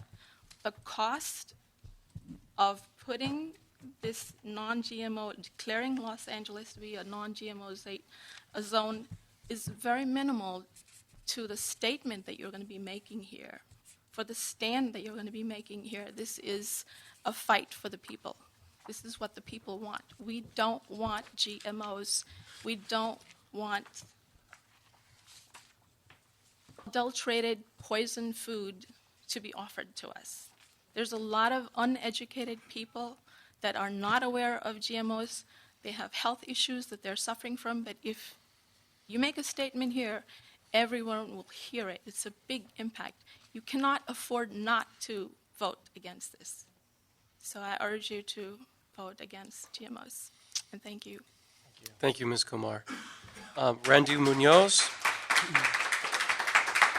Randy Munoz, followed by Annette Aguilara. My apologies. How you doing?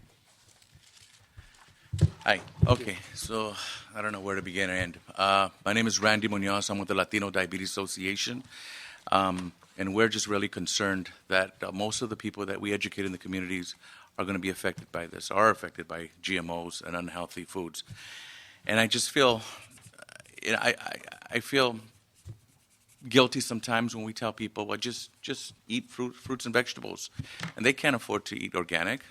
We don't have Trader Joe's and all these other Gelsons and stuff in the low-income barrios. So we tell them, eat fresh and fruits and vegetables. But we don't know if they're GMO'd. We don't know because they're not labeled or banned. And we don't know what the really consequences is because they're not tested. So we don't have high-powered suits behind us and the pseudoscience. So we really want you guys to do the right thing. And when you took that trip over to China and Japan and everybody was healthy, no, they're not. 1 out of every 3 diabetics in the world come from China and India. As bad as it is here in the United States, it is far worse in China and in India. That's the facts. And so here in the United States, we're dying at disproportionate rates. We have 10 times the amount of diabetics in LA County than there are with people with AIDS and breast cancer. And it kills more people than those 2 diseoses combined. And we don't know what's in our foods. And if your concern is about the compliance and all that, okay, we've already just took that off the table. So I don't know what the fear is now, or what the excuse is now. There is none. We have no more. We have to protect what's in our food, our water, and our air. And this is and the time is ticking right now. Time is ticking. We have 3 more weeks to do this. So let's do this and do the right thing. That's all I got to say. So thank you very much for your time. Thank you, Mr. Munoz. Thank you. Ms. Aguilar. Ms. Aguilar will be followed by David King, followed by Andrew Douglas. Hello. Yes, I'm with Label GMOs, California's Grassroots, and we've been educating the Latino community for years now in the city of Los Angeles. And Label GMOs, California's Grassroots. And I want to tell you that we want to postpone this for next year because it might be a minor cost. I say there is no more time for that. It's been 20 years that we've had a problem that we're eating GMOs without our consent. And as Latinos, it's not labeled, and very few crops have been modified. One of them is a corn, and that's our staple. We eat so much corn that there's shops that's all they sell is corn products. They're called tortillerias. So I say it's time, Councilmember Cedillo, not give excuse, and you really stand up for that population of immigrants you talk about, and you allow us as immigrants. I'm an immigrant, and I'm low income. You allow me to grow my own food and not be contaminated, because now we're talking about misdemeanor is off the table. Money, we spend a lot more money on diabetes and all these other diseases, so it's only going to protect the food that we cannot buy in Trader Joe's. So I ask you to please, Monsanto, you know who is the seed police? Not Los Angeles, Monsanto is. He's the one that's chasing out of all the farmers that provide healthy, clean food for us in this country. That's who is the seed police. There is no consensus. I've heard people talking about, I can send you guys, after I get out of here, a letter from the European Union scientists saying that they have drafted a letter to let you know, everyone in this country and around the world, that scientists are not agreeing that this is safe food. You just heard a mother sit here, and she is telling you that as soon as she took her kids off of GMOs, her kids are healthier. So I don't know what more proof you want that these people coming in saying that they're safe. They're not safe. So I ask you to vote yes today. Let's think about that little money it might cost, because those other counties, there's a lot of counties that are GMO in California, and it's not costing them money. So please vote yes today and tomorrow. We don't have time. It's been 20 years. Thank you, Ms. Aguilar.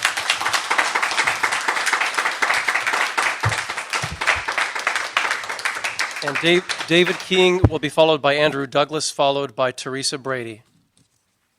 Thank you, gentlemen. It's hard to follow an act like that. Yes, it is. But I do want to say the consensus is not in, definitely.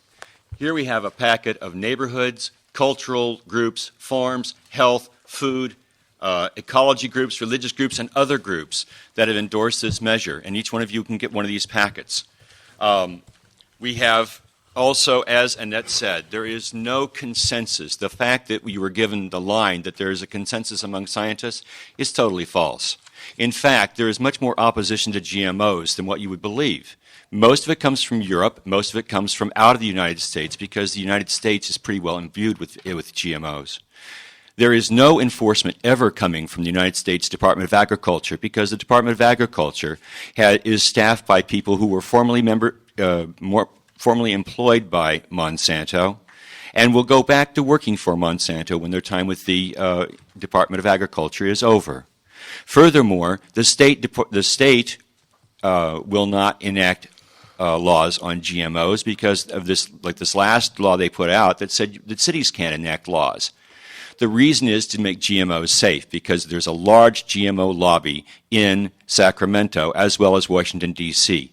Gentlemen, you have it in your power to make a very profound statement, to show the world and show the citizens of Los Angeles that you really care about the food they eat.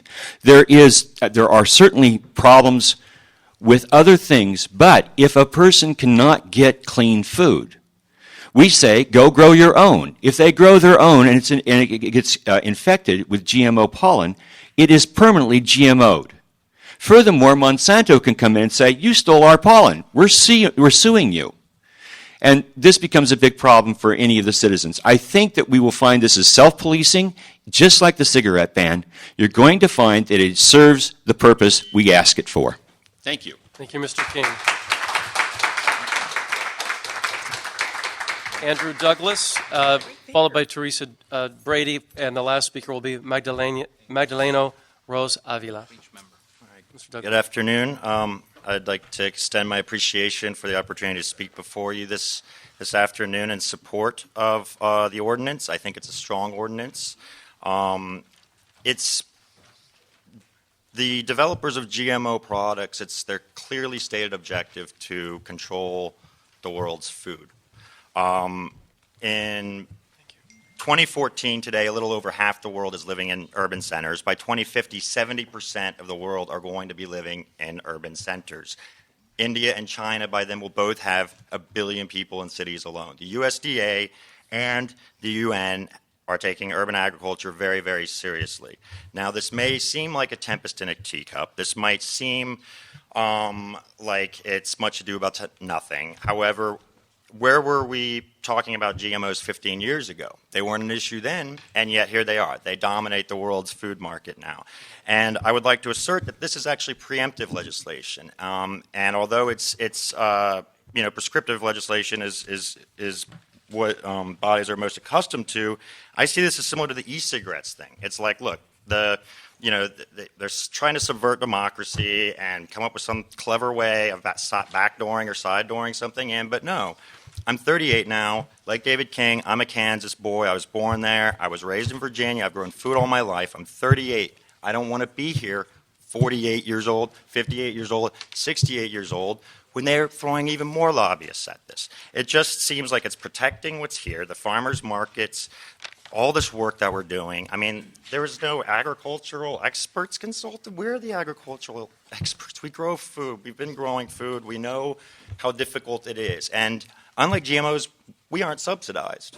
So, and we're not paid to be here either. So anyway, I guess in closing, I really appreciate your thought on this, and regardless of the outcome, thank you very much for your service. Thank you, Mr. Douglas. Teresa Brady, followed by Magdaleno Rose Avila. Hi, I'm Teresa Brady, San Fernando Valley Group of the Sierra Club and the Untitled Chapter of, I'm Teresa Brady. I'm a volunteer with the San Fernando Valley Group of the Sierra Club, and the Angeles chapter, we support it because it's in alignment with those that they are not safe for people or for buck. 4 years after the bees disappear, people will as well. I think from a listening or showing interaction, it did seem like an injustice if we a crime, and so I appreciate that amendment. Thank you, Mr. Cedillo and Mr. Farrell, and also want to say that it will be an impact because other countries have banned it, and our ports will have less trade if we don't ban it, our economy as well as our health. Thank you, Ms. Brady.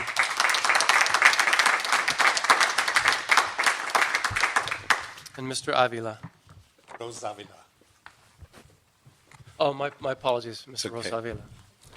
You know, in 1988, one of my heroes, Cesar Chavez, went on a 36-day fast because in the San Joaquin Valley, and I was an organizer for the union then, we found cancer clusters by the same companies that are doing the herbicides and pesticides, the same companies that promote GMO seeds and oppose anything that would do to controlling GMO. At that time, people told Cesar, you're not a scientist. How do you know that it's causing cancer? Well, we've studied it. We understand it. Listen, the pesticides and herbicides that we're receiving, we don't understand. And when you talk about scientific studies, all you have to do is go one step further, see who funds all those pro-GMO studies. It's Monsanto funding through the agriculture universities, including Berkeley, including UCLA, studies that do not reflect the science. Now, those of us who have questions about GMO seeds cannot study them because they're patented. And in order to study a GMO patented seed, you have to have their permission. I've been a family gardener all my life, and if my seeds are infected by GMO pollen, then it becomes a seed of Syngenta or Monsanto. And the only people that have sued across this country about farmers using GMO seeds has been Monsanto and Syngenta and DuPont because it came across the fields and cross-pollinated.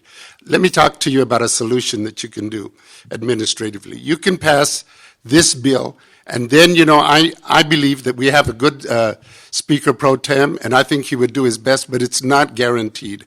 And then if the state passes a better bill, then you can revert back to that bill. You have that kind of power as a legislative body. Let me tell you that you're in the position not only to be on the right side of history, but to create history, where city councils, county governments have begun legislation that goes to the state and then goes to the feds. Very seldom does good come down from the top. Martin Luther King would tell you that, and Cesar Chavez and Dolores Huerta would tell you that. Thank you.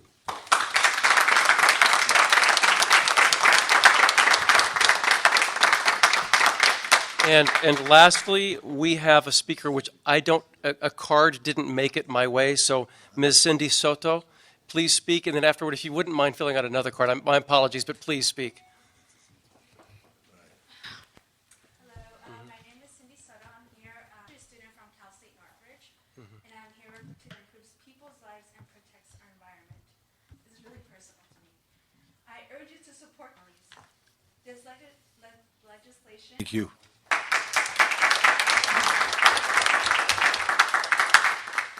Ms. Soto, you did great. So keep up the great participation. Thank you.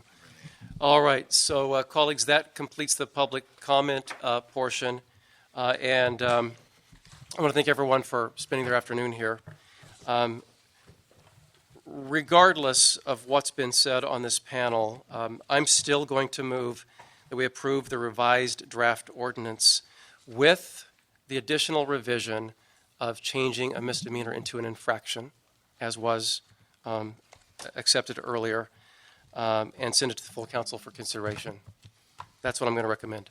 Can I move to continue this item until we get a report back from the CAO on the fiscal impacts of this ordinance? Mr. Chair, for clarification, this is scheduled for council tomorrow. Right. So we would have to proceed one way or the other. Could be, at that point, it goes to council, it could be sent back. Just continue it. You don't have to take a vote in council. Well, Just continue it. True. But Okay, we'll just get it on the record.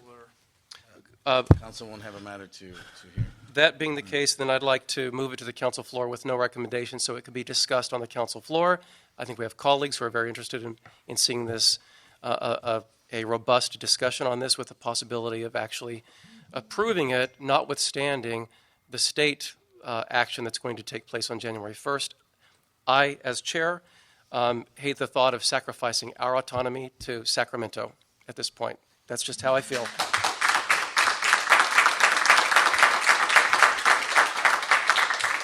Shall I then read Mr. Chair, hold on, Mr. Clerk. I just wanted to say, Mr. Chair, I got that. But this is the county. There's the county agriculture department. We just went with a long dialogue with the CAO about the health department. There's 58 counties. And Mr. Koretz, there's the Southern California Association of Governments, which has opened our doors. And I know not all of you have been there, but they want us to come and voice that. That'd be an ideal place to get support because it represents not just the 88 people of Los Angeles County, but the other counties as well. But that be said, Paul, I'm a man who believes and a representative who believes in the region.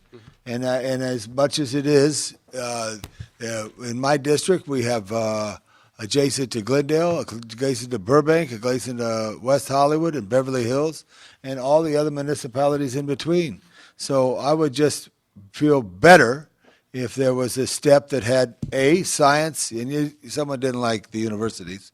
That's okay. I want to hear them here and let them testify, and then you could challenge them in a public forum. Don't call people ghosts unless they're in the same room. And at the same time, I'd like to be able to hear it all in a fair way, whether it's a CAO report, and do it right. Because I think it does take time to do things right, and I want to make sure it does it right. Thank you. Do we take a voice vote on the chair's recommendation? We can take a roll call vote, certainly. Okay, starting with Councilmember O'Farrell in regard to no recommendation. In regards to no recommendation, that we move forward with no recommendation. Councilmember Lavange. I want to recommend what Mr. Bruce Gannon recommended, CAO report and report back. Is that something we could do? Is this a minority report or? What is it? Yeah, I don't, I think. So just take his matter first. Yeah. I think you're confusing two different. Yeah, so there's there is the original movement that I made to move the revised draft forward. I think that's what we should be voting on, and not the no recommendation. May I? May I? Your proposal to move it with my amendment passed for the purposes of discussion.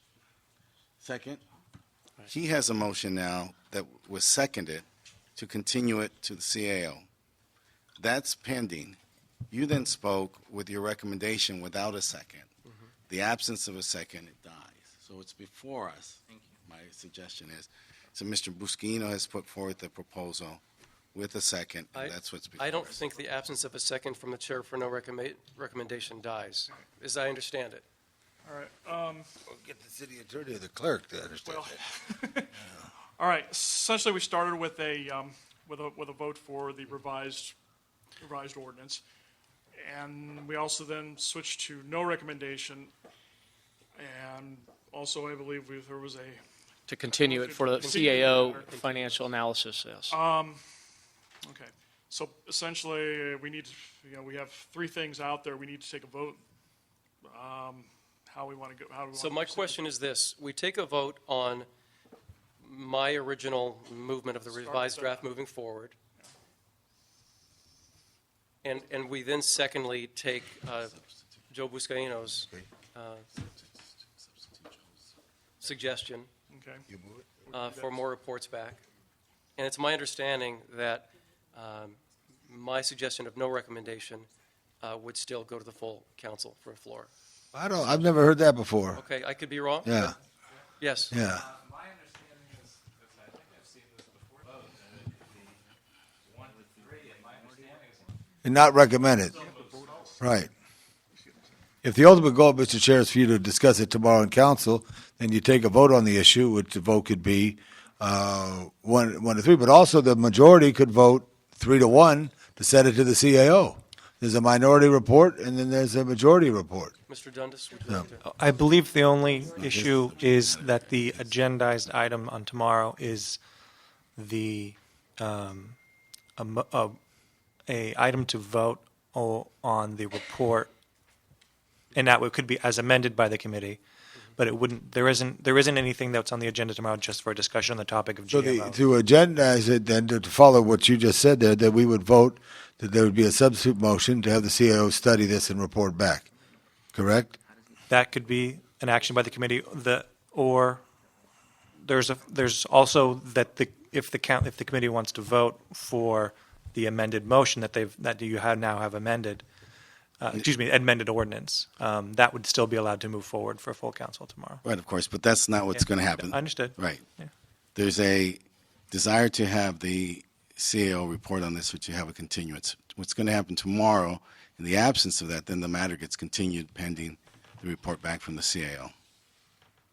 So procedurally, Because the us. inverse. Just let me just say this to you. Because the inverse is that then none of these votes matter, and only what the chair says matters. Right, that's why I have. And that's the inverse of that. Then there's no point for this committee or this discussion. here's my understanding. So Sharon So, report to the committee room. Sharon So, report to the committee room. No. She's the legislative analyst, folks. At this point, Mr. Chair, what we'd have to have is we'd have to at least take a vote on the original proposal. Right. It doesn't sound like it's going to pass, but whatever, we'll record it. We can do a minority report also with incorporating the CAO report and further consideration. And that's essentially how it would have to work. Unless you have a substitute motion, right? Extra to add to that. Your motion is a substitute motion? No, yes, it is. It's a substitute motion, yes. Yeah, right. See if But then call it- back for the CAO report on it. And correct me if I'm wrong, Madam City Attorney, a substitute motion, Mr. O'Farrell, as chairman, could try to get 7 votes plus his own to change the opinion of the city council tomorrow. If we vote for Mr. Buscaino's motion, it could be that. And I'm addressing the city attorney now, so let me just get that information correct from the city attorney, okay? So basically what we could do, tomorrow, Mr. O'Farrell as chair could bring up and try to change what the majority of the committee feels that the CEO should do it. That's what's So we're sending forth. forth with a Recommendation to have the recommendation CAO on the study minority this, report as well. and we'll report back in 45 days or whatever it is for that. That would be the motion. okay, to make sure I understand what you're saying, is that there would be two recommendations going before the city council, one a minority, one a majority. Is that correct? No, I'm just saying what I'm listening to everybody, and everybody's got ideas. And again, paging Sarah and Cho from the CLA's office. 3 members, I believe, I don't know, may feel one way, and they would vote 3-1. This is the substitute that Mr. Buscaino said. When it gets to the council floor, which is scheduled by the clerk for tomorrow, Mr. O'Farrell, chairman, or any of us could bring up another idea to try to change what this report is by a majority vote of the council members. I think Maria just synthesized exactly what we're trying to accomplish here. We vote, and then we submit, it goes the way we think it's going to go now, and then we submit a minority report to the council. I think that's appropriate, because we have, All right. we have pending motions and no action on either one of them. So I think you're going to send Well, we forward. can take an action on it. You're going to send forward. We could take we're 3. If I may finish, you're going to send forward 2 recommendations to council. Sharon So is coming. With the vote. Hold the sergeants, report to the elevator and make sure you get her on this floor right now. I think there does need to be clarification so that everybody knows exactly what the steps are forward. But I think it's 3-1, the majority rules, right? I think so. You don't think so, Paul? No, he thinks the chair says whatever. No, the committee. We're the committee. The committee, we are here, Sharon, so I'll stop. All rise for the CLA. You can stretch your knees, Sarah, for the good health. Sharon, have you been listening to this at all? Understood. Right away. It's urgent. 6. Item number 6. So here's the, correct.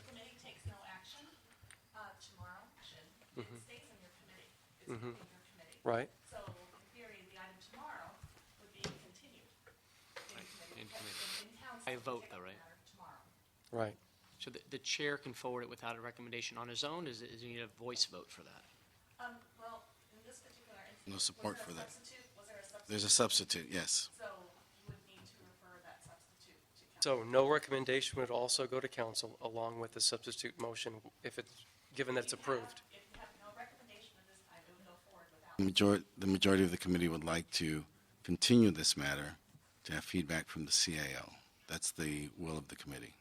And as chair of the committee, I would like to move it forward with no recommendation or submit a minority report for consideration on the floor.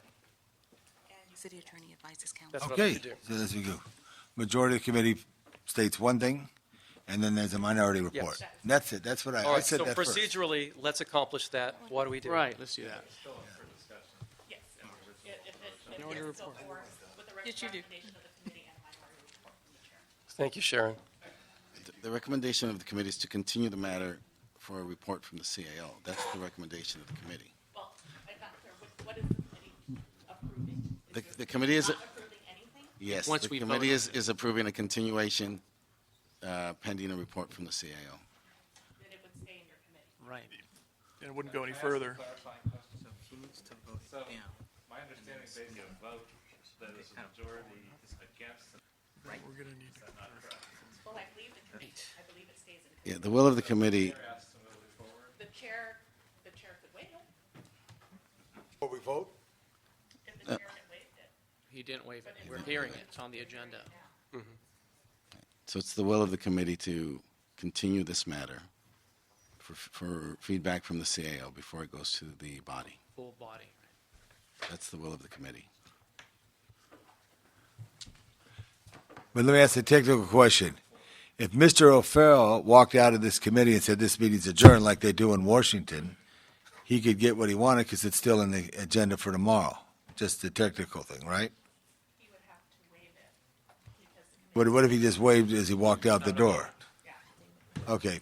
Thanks for offering that, but that's not how I do things. I'm trying. Before I forget, Sergeant, make sure you change the clock. This is See the clock? process. Change the clock.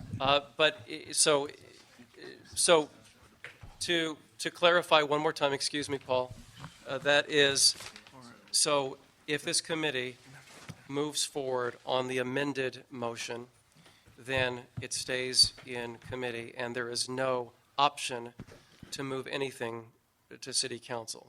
That's how I understand it? Is that correct? Unless it's waived. Well, based off prior experience, I mean, we've got a proposal to move it forward. Obviously, there's disagreement. We'd have to take a vote on that. And if it loses, then from there, we either, we send it to council with a minority. Substitute for that motion. I'm sorry? You have a substitute for that. Okay, then, one way or another, we have to vote on something or continue it is what I'm getting from this. And that's usually how we've handled see it. what was before us. What's before us is that we want to. But we haven't voted officially. So,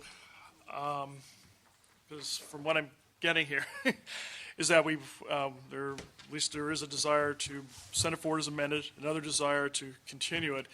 So obviously, we'd have to take it up if it's continued, it's going to stay here in committee then, to go with the CLA. So to get to that point, we'd have to either, say no to the sending it forward. If we don't say no to it, then it's going to go to. So let's go back to procedure. Yes. I move that we approve the revised draft ordinance. All right, then in that case. And that's what I moved. Okay. And then Joe Buscaino then moved to substitute Right. the draft ordinance. Because there wasn't a second to the chairman motion. All right, and that.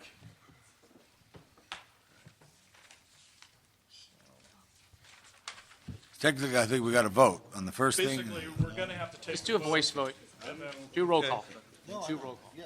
all right. Second, we vote on the So for, the so to clarify then, the vote for, as far as the sending forward as amended, we have No. a yes, So which one is this? Is this mine or is this Joe's? Yours. It's amended with the yours. misdemeanor to the infraction. misdemeanor to infraction. Okay. We have a yes vote from the chair. Mm-hmm. Mr. Labange? No. Okay. Mr. Buscaino? No. I'm sorry? No. And Mr. Cedillo? Yes. Okay, so therefore, we have a deadlock there. The next proposal brought forward, Councilmember Buscaino, was to Continue, hold this in committee, continue it till we get a continue. financial analysis of this ordinance from the CAO's office. All right, But also, can I ask a friendly amendment? We do hear from our universities. I think it's only right that everybody get to the table. Absolutely. Okay. okay, Accept. so now would be voting for whether we want to continue to hold this matter in committee. So once again, I'll start with the chair. Councilmember O'Farrell? No. Okay. Councilmember Labange? Yes. Councilmember Buscaino? Yes. And Councilmember Cedillo? Yes. Adam, I'm sorry. Yeah. I thought that this committee already took a prior vote to modify the revised ordinance to change the word misdemeanor to infraction, and I thought I just heard you say that they reversed that? No. No. That was States. the initial proposal. It lost. I'm sorry. And then second proposal was to continue to hold the matter in committee pending report back from CAO, universities and et al. To weigh in on this matter. And so we took a vote on that, and we have come up with 3 in favor, 2 against it. So at that point, the matter would be sitting in committee until pending that next hearing. And what happens when it's already on the agenda tomorrow? Which then it would be continued in council. There's no committee report that's circulated in There council. won't be anything because it never made it there. There has to be a committee report that has to be circulated. This would be the same as a regular matter that just got continued. The only added element is that it was scheduled for council, and it's not going to happen. Okay, and before we adjourn, on the vote that was deadlocked, 2-2, it didn't pass, clearly. There is no procedural ability for the chair to submit that forward with no recommendation? That's my question. I believe you could waive if it had not been scheduled, you could have waived the item and it would have got it to council. So I don't know whether there is any precedent for something that's already, there's no action to waive it in order to get it. This is to be honest, this is a very rare situation. I myself have never encountered in 10 years. It doesn't mean it happened, but Okay. This would be the most probable path with the occurrence of the CLA.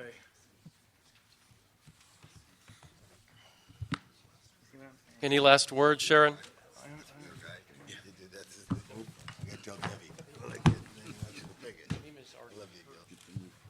That's it. All right, any last word from the CLA? That's it. Thank you. We're done. Thank you. This meeting is adjourned.